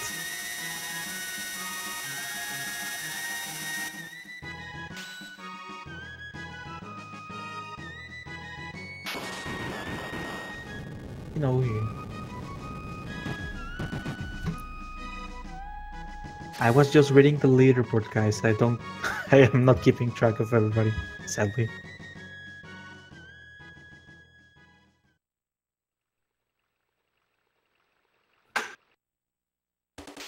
So this fight Redslash in right now, after the cutscene, if he gets hit a 19 like he did, he's on the correct RNG. What I don't know, I'm actually not sure here. I'm gonna ask the chat, right? And I'm gonna ask and I'm gonna... Oh my god, I don't know what I'm gonna say. Okay, do you have to heal after getting hit by the extra Nizzle cycle? Or can you just go through? I'm actually not 100% sure on that. I think you can just go in, but Yeah, I don't know either. Oh yeah.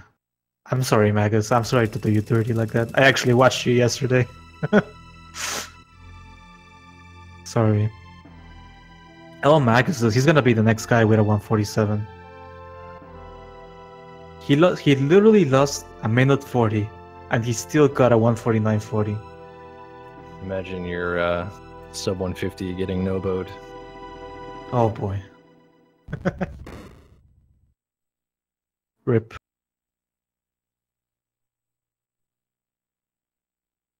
Oh yeah, Keanart as well. There are so many people now. Playing really good. If you didn't watch the past raid, Keanar's start was completely insane. Up to that unfortunate R-Series incident.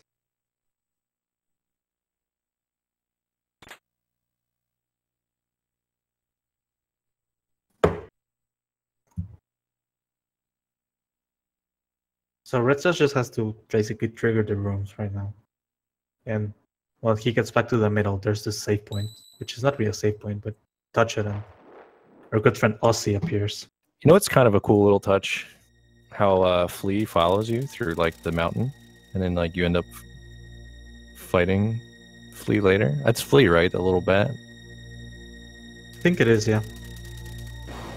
Yeah, that's true. Because it disappears after you beat Flea. Huh. I never really thought about that.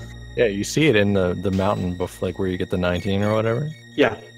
It's there, and then it follows you all the way to when you fight Flea. She's like spying on you. Yeah.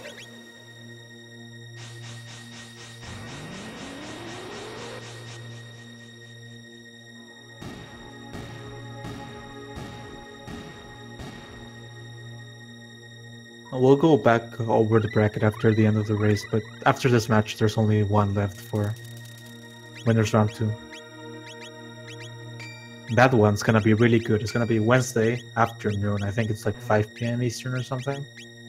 Between background guy, really great 100% runner, and Lunchtime, who's kind of the new kid on the block. Runs no LSS. He's also really good. I think that one's gonna be pretty good race.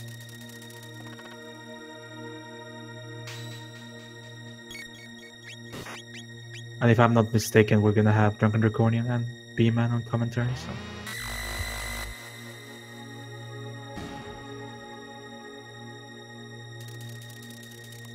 But, oh yeah, there goes Flea, right beside Chrono.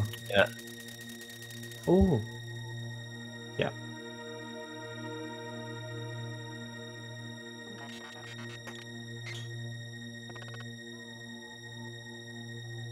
And then Flea is I'm not even gonna say it's the hardest fight in the game. Everybody knows it's not at this point. Basically, yeah, 1 minute bathroom break. Pretty hard. Yeah. It's pretty hard not to touch the controller for that minute. There's so many well, not so many. There's a few boss fights where like I don't use the script at all. I don't use the script a lot actually until like here. But even on this fight, I used the script still. Like, you know, it's just so silly. Yeah. Basically, Flea has, I think, let me see if I explain this correctly. She has the same speed as Frog, but they both trigger like their turn at the same time, but Frog has priority. So he just keeps attacking and she stays in this like laughing state. She does break out eventually, so that's why at the end we're gonna do attack slash another attack, just to make sure we kill her without she attacking us anymore.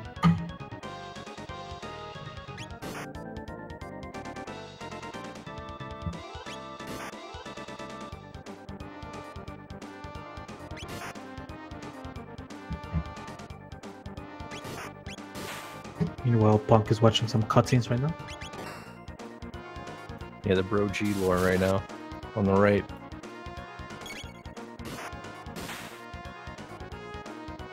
And Redslash is gonna hit an 80, and Lee's dead.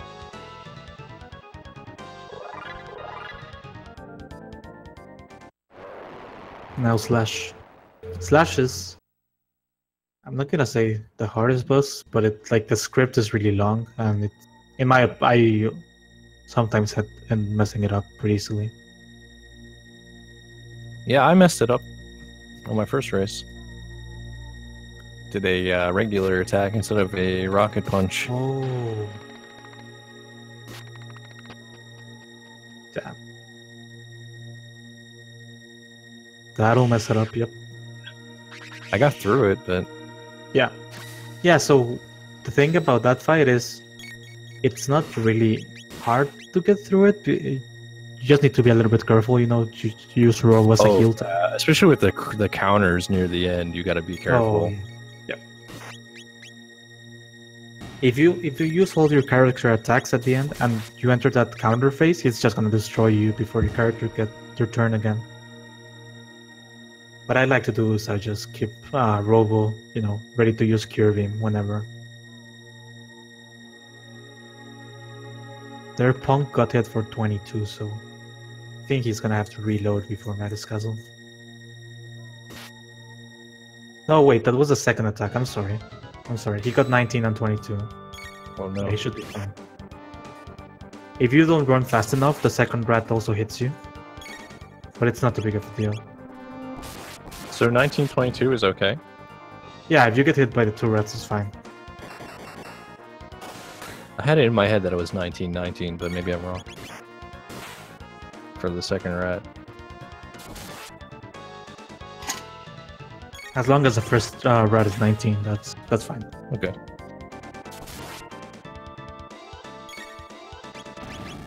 I think it might be able to vary depending on which part of the RNG you're at, but if the first one's 19, you're 100% good to go. Yeah, and okay, DD is correcting me there. 22 was the first hit, so yeah. He wasn't the right RNG. Luckily for him, this reload's pretty easy. It's like 1.5 to 2.4 or something. It's just a really big window. You need to hit 1.5 to 2.1, I think, actually.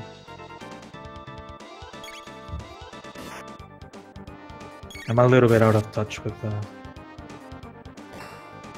the times. I have them written down, I just don't know them by heart. Well, the nice thing is if you use Redslash's notes that he provides, he's got all that stuff in the notes. Yeah, that's true.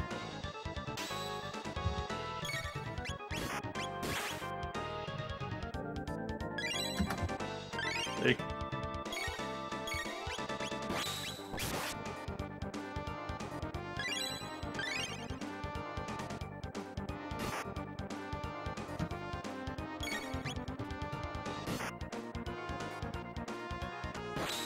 chrono.wiki.com.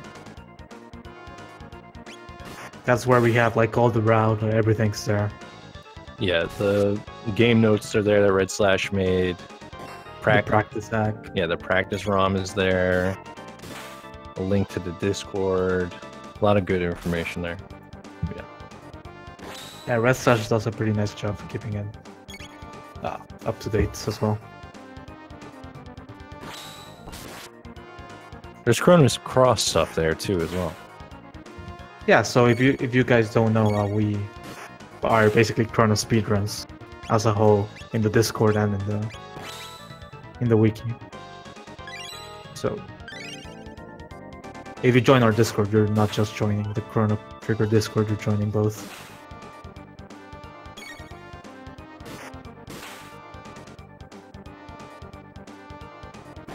I'm still waiting for that Chrono Cross tournament. They have a sort of Magus category, which would be defeat links around the same time.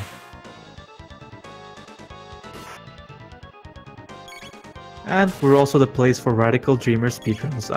I did mention Radical Dreamers was gonna get a run in 2018. I need to get on that. Sounds like a dope speedrun. Yep, speedrunning a text-based game. What could go wrong? If you're a speed reader, then that speedrun might be up your alley. Radical Dreamers was a sort of sequel that was only released on the Satellaview for the Super Famicom. And it's a text-based sequel to Chrono Trigger that got retconned basically later. Is that how you say that system? Satellaview? Is that right? You're asking the wrong person. I think that's... It sounds correct to me. I think that's how it's pronounced. It sounds correct. And the Satellaview is an add-on for the Super Nintendo. And you could like download stuff through satellites. Yep. On your Super Nintendo. Or Famicom, rather.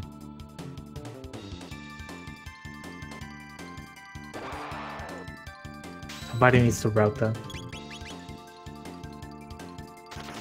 And the service was provided by Saint Giga. I don't even know how I know all this. I think that's it, Saint Giga? Something like that. I'm not 100% It was like sure. a radio station, yeah. Okay. Something like that.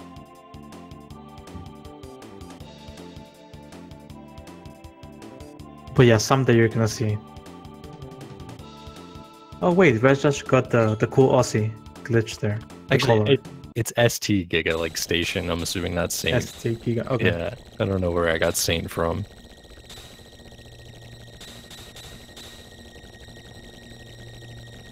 We're just gonna go with it.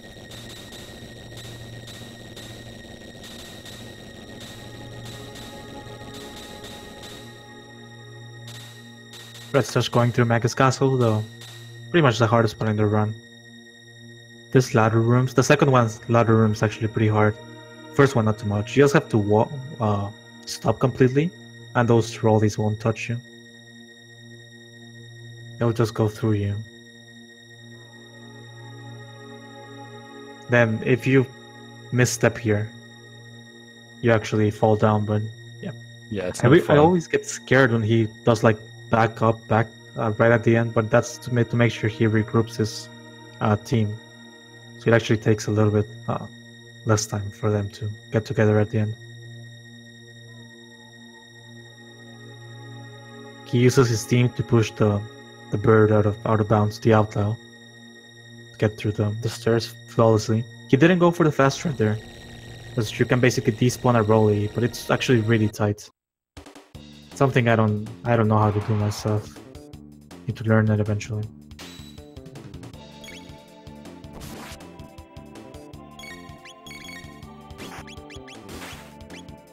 In the first stairs, yeah, if you stay still, I'm pretty sure the bats can get you. If not, then no, nothing's gonna get you in the first stairs. If you're moving, I mean.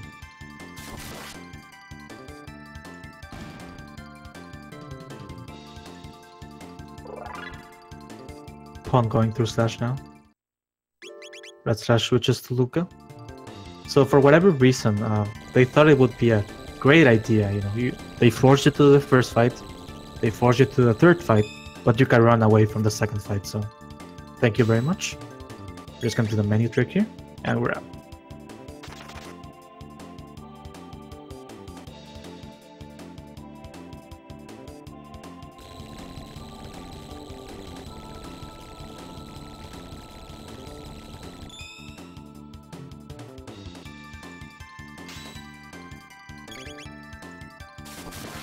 He's gonna do the X strike strat, I'm pretty sure. It's really nice. So basically you get the slash, crit, and then slash again. Luca kills the other one. Then you're gonna wait for Luca and she's gonna fire the bottom right, and then gonna use X strike to kill the other one instead of slash and another attack. Well, I guess you don't have to wait, right? Yeah, you can use just X strike there. I think if you wait, like if you don't, you're talking about the overkill thing? Yeah. I think if you don't do the overkill, you get a crit on one of the oh, ice yeah, blocks. on the, yeah, okay. But if you do the overkill, you don't get that crit. Interesting. I didn't know that. That's 2-second time save or whatever, however long the crit takes. Interesting.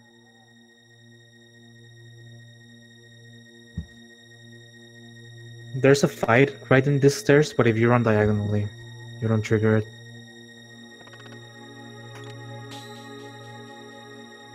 Yeah, and yeah, the fight is like right on the stairs.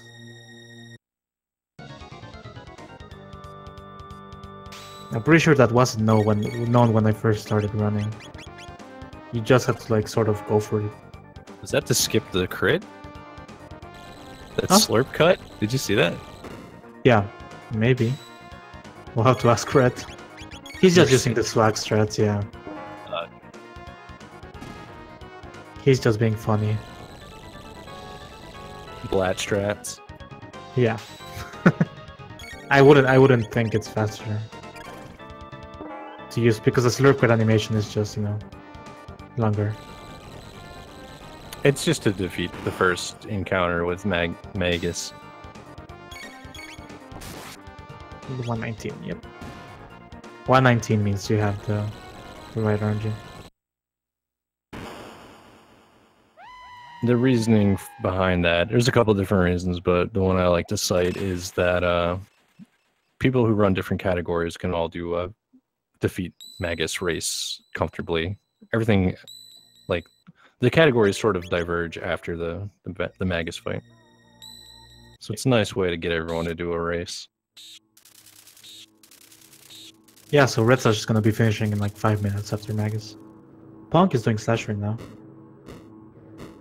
And there he goes. That's a good slash fight for Ponk. He's in pretty good pace as well right now. Yeah, I'd say so, especially if his PB is 3 hours.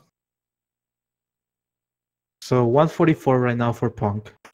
A normal Magus split would be like a good one would be like 1140 something, 1140, but a normal split's usually like 1230. So he can still get up to with a decent Magus Castle. We'll see how he performs. I'm sure he can get it. Redslash is on what is it, 148 base more or less? Which is a really damn good time. Yeah, it's not shabby. Yeah, the second best race time on SRO right now is 148.53 by Red.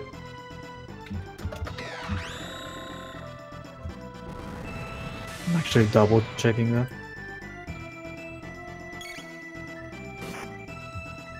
Yeah, 148.58 is the second best race time for defeat Magus.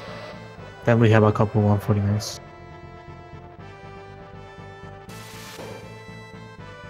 No 147 yet in the race. I choked it earlier this week. I got an extra dark matter. You still got a sub 150, right? Yeah, 148. That's good. Yeah, I commentated. Yeah, it was my PB by quite a bit. It was pretty damn good.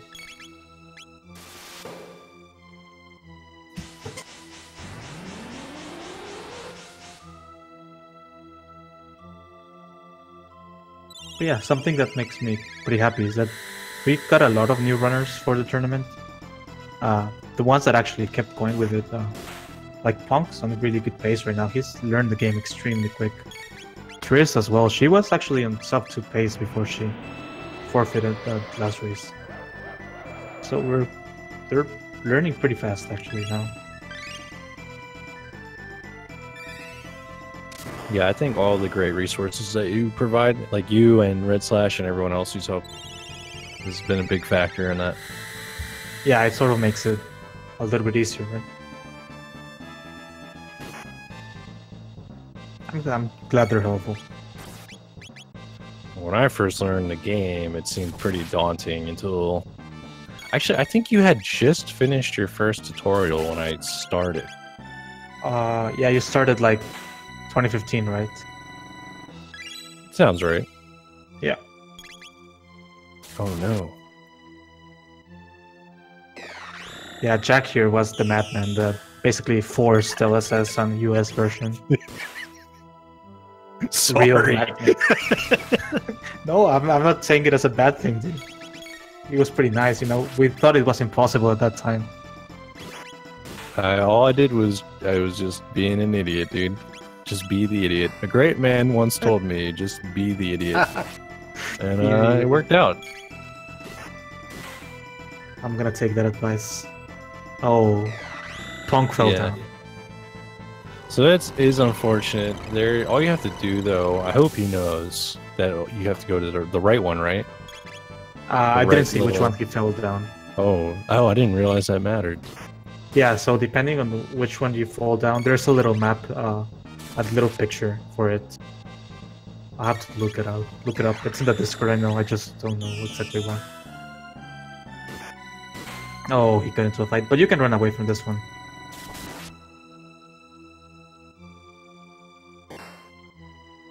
So it's not gonna be the one on the opposite side, it's gonna be one on the sides. So like two on the same line are gonna be fights, and then the other one's gonna be a menu. And in front of it's gonna be the transportation. So Pong just has to go right, not to that one. Yeah, I guess he doesn't know how it works. Apparently, I didn't know how it worked either. It's a learning I thought it was always the right one. So I'm gonna try and explain it a little bit better.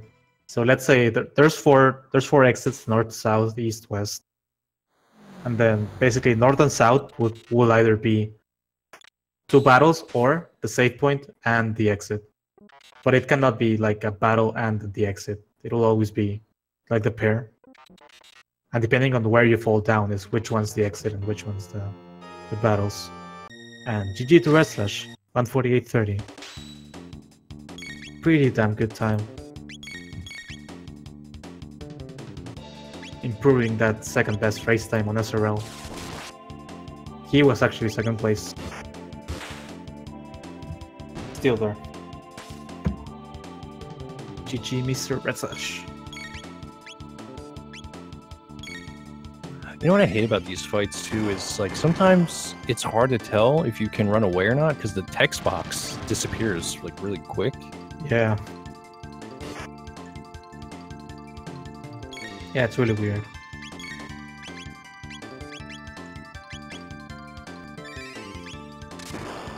Pawn got into an R5 here. Should be fine though.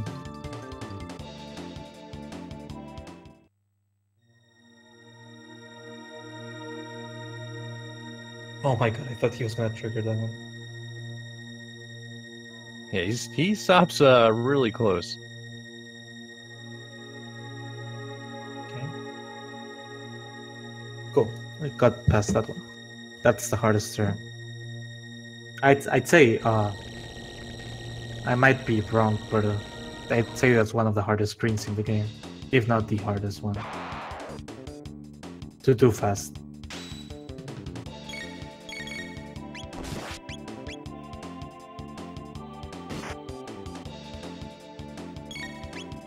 Well,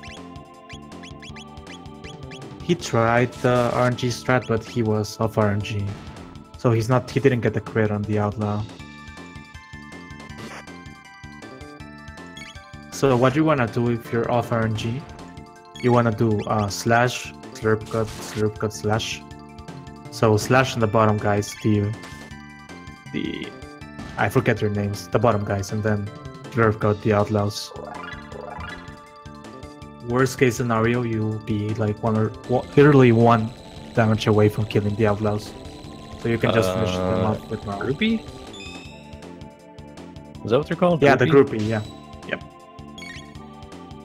Those guys have like negative 10,000 magic defense, so slash deals like 1,000 damage.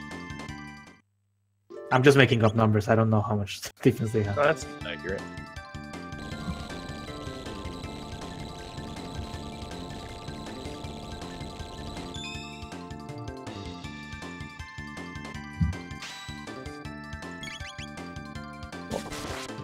From this little mess of Spunk hat, the good thing is you get more blood split time.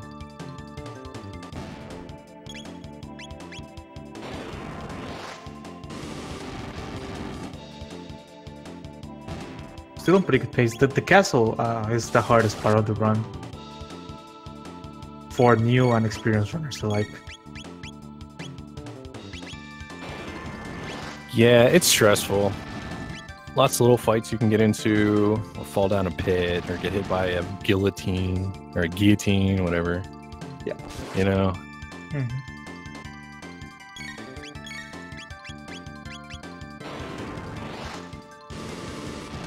It's pretty stressful. It's also the end of the race, you know? You're kind of nervous. Makes it even easier to make mistakes.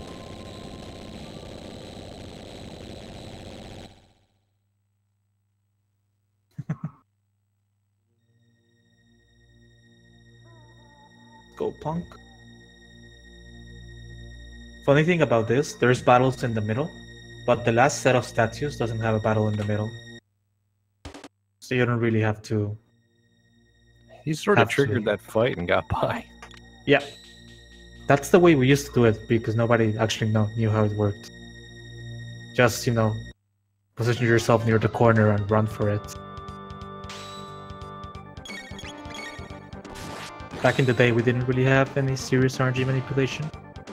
So we always reloaded for Magus. We only did Flea and Magus manip. And we always reloaded right before them. This is early 2014 when I started.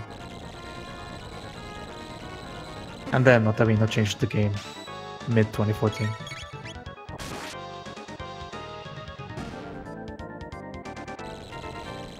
So shoutouts to Otavino.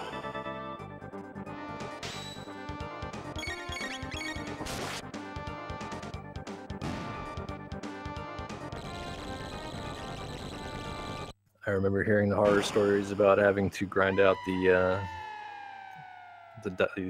what is that dungeon Oh, the called? volcano fight? Yeah. For any percent. I wasn't around for that. I think Magus, were you around for that one? I know Magus, I saw him doing runs where we had to go get the gold earring and from the future. And a couple other items to actually beat the game. Alright, so he does have to do a reload here. This one's kind of tricky. Yeah. It's not so bad if you use a metronome or that GIF that everyone seems to use now. But Yeah, it's still sure. kind of tight. Yeah, it's 2.2 to 2.4. You have a 0.2 second window. Yep. Runs took 3.5 hours. Because half an hour was grinding. 18 volcano fights. That sounds bad. Yeah. I joined the community after that. I never got to experience that. Not many people did any percent back in the day also. Actually, not many people did Chrono Trigger at all, but yeah. The ones that did were mostly on 100%. Mostly. There were a couple 80% runners.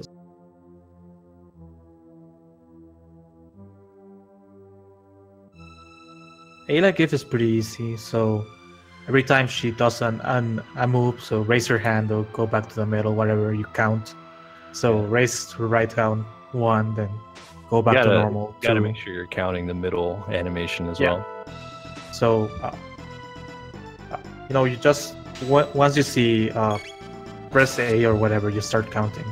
Press A on the pendulum, you start counting like 1 right hand and then 2 middle animation, 3 left hand. So you count, and depending on how much you count is where you press A. You count, how you count how many ticks. I still prefer a metronome. Yeah. I'm really stubborn. I don't use any. I just look at the timer, but I wouldn't recommend doing that. Just because right now the runs doesn't really require really hard loads unless you mess up. Yeah. I think that's really nice. Yeah, you can do the whole run without it. Yeah, the hardest load is the 0.4 to 0.7, you know. Not too bad.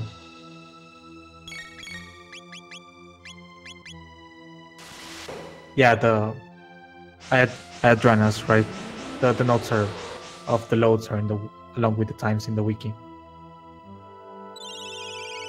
Yeah, I saw Adrena playing Chrono Trigger last weekend, learning the game. We're getting quite a bit of new runners. That's pretty hype.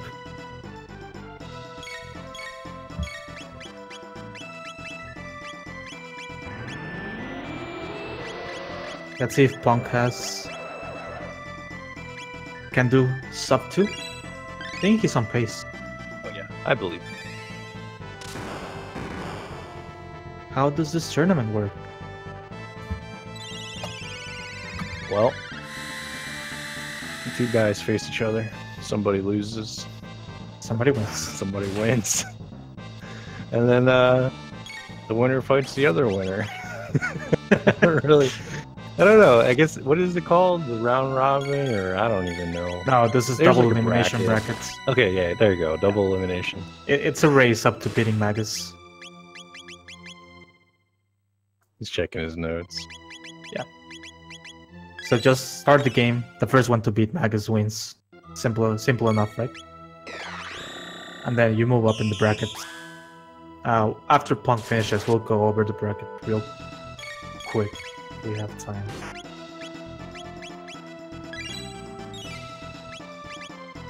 I think we do. The next thing is until 9.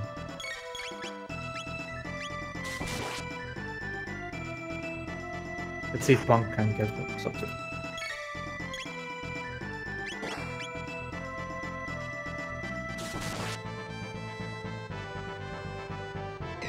Okay. Dark Matter. If you remember this attack casually, probably destroyed you multiple times, but because of the unequipped glitch, the extra magic defense, it does virtually nothing.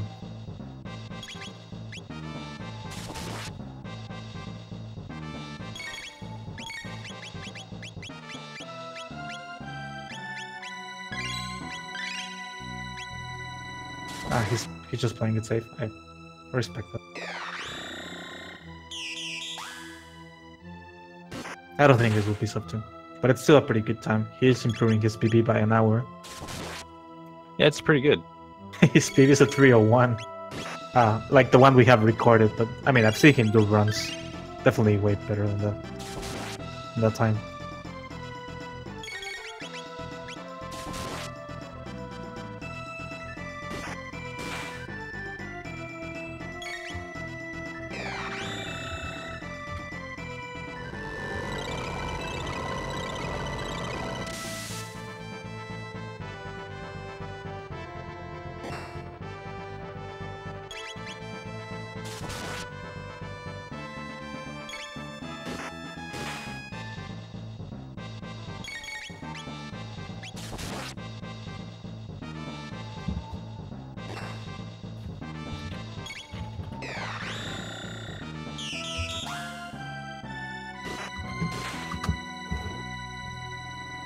when you get to the second phase of the fight, you can just basically mash your attacks.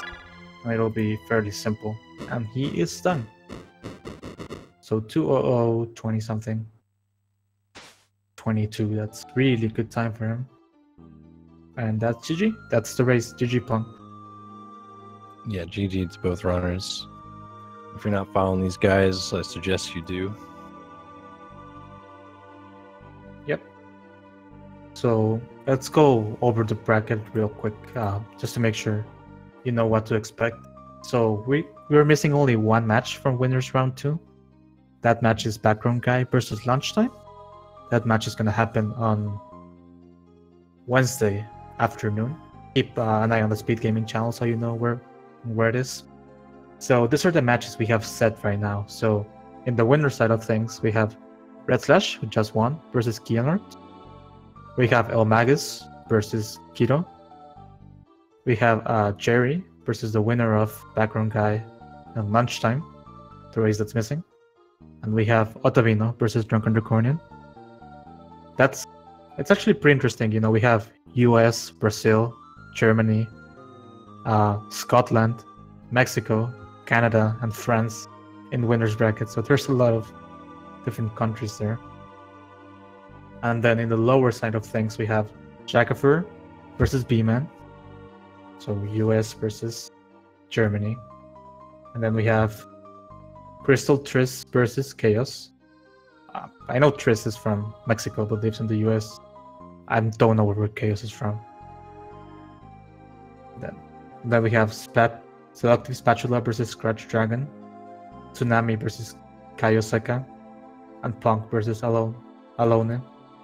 So Norway, US, and Europe. I lost my track now. But yeah. GG guys. I don't know if you have any closing comments, Jack? No, that was sick though. Make sure you follow those guys. Oh yeah. Make sure you follow the runners. Might want to see if one of them want to come in for the post-game interview type deal.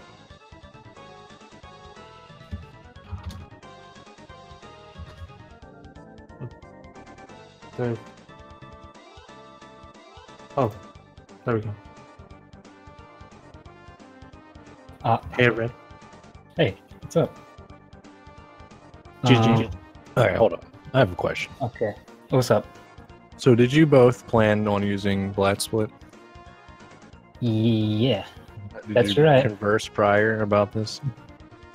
There was a little bit of collusion. Yes, I admit. Hope you enjoyed it.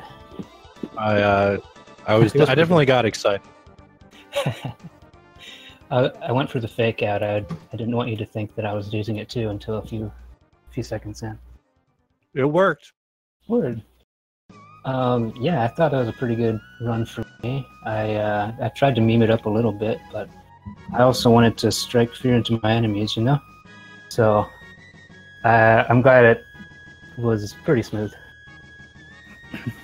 You definitely did that. That's the second. You improved your race time on SRL. Like 28 Oh, really? seconds. Yeah. Did I? 1:48.58 was. Oh, I missed that. Did I really? Huh. Okay. What do you think about your run? What do you think could have improved? Well, I don't know. Japanese muscle memory kind of tripped me up a couple places. I don't know. Okay. I was just a couple sloppy things. Did you guys notice the reverse bird skip? I learned that from SNES Warrior yesterday. I don't think I recall noticing. It was an I didn't interesting notice. setup. I tried it a couple times before the race. It's pretty cool. And then, yeah, I don't know. I don't have too much to say about that. Nice. What do you think about your next race? You're Keonard? facing Keonard. Yeah. I'm glad we both have 148 so far in the tourney. I hope I can pull out another one. I know he can. I think you definitely scared him with Black Split. Ooh, Yeah. nice. I think that struck fear in him. Well, yeah, I wanted to do like silly stuff. Like I did the Aussie palette swap and the slurp cuts on the Aussie switches. Oh yeah, I and you still- want to I- talk to... Oh yeah, we agreed to that.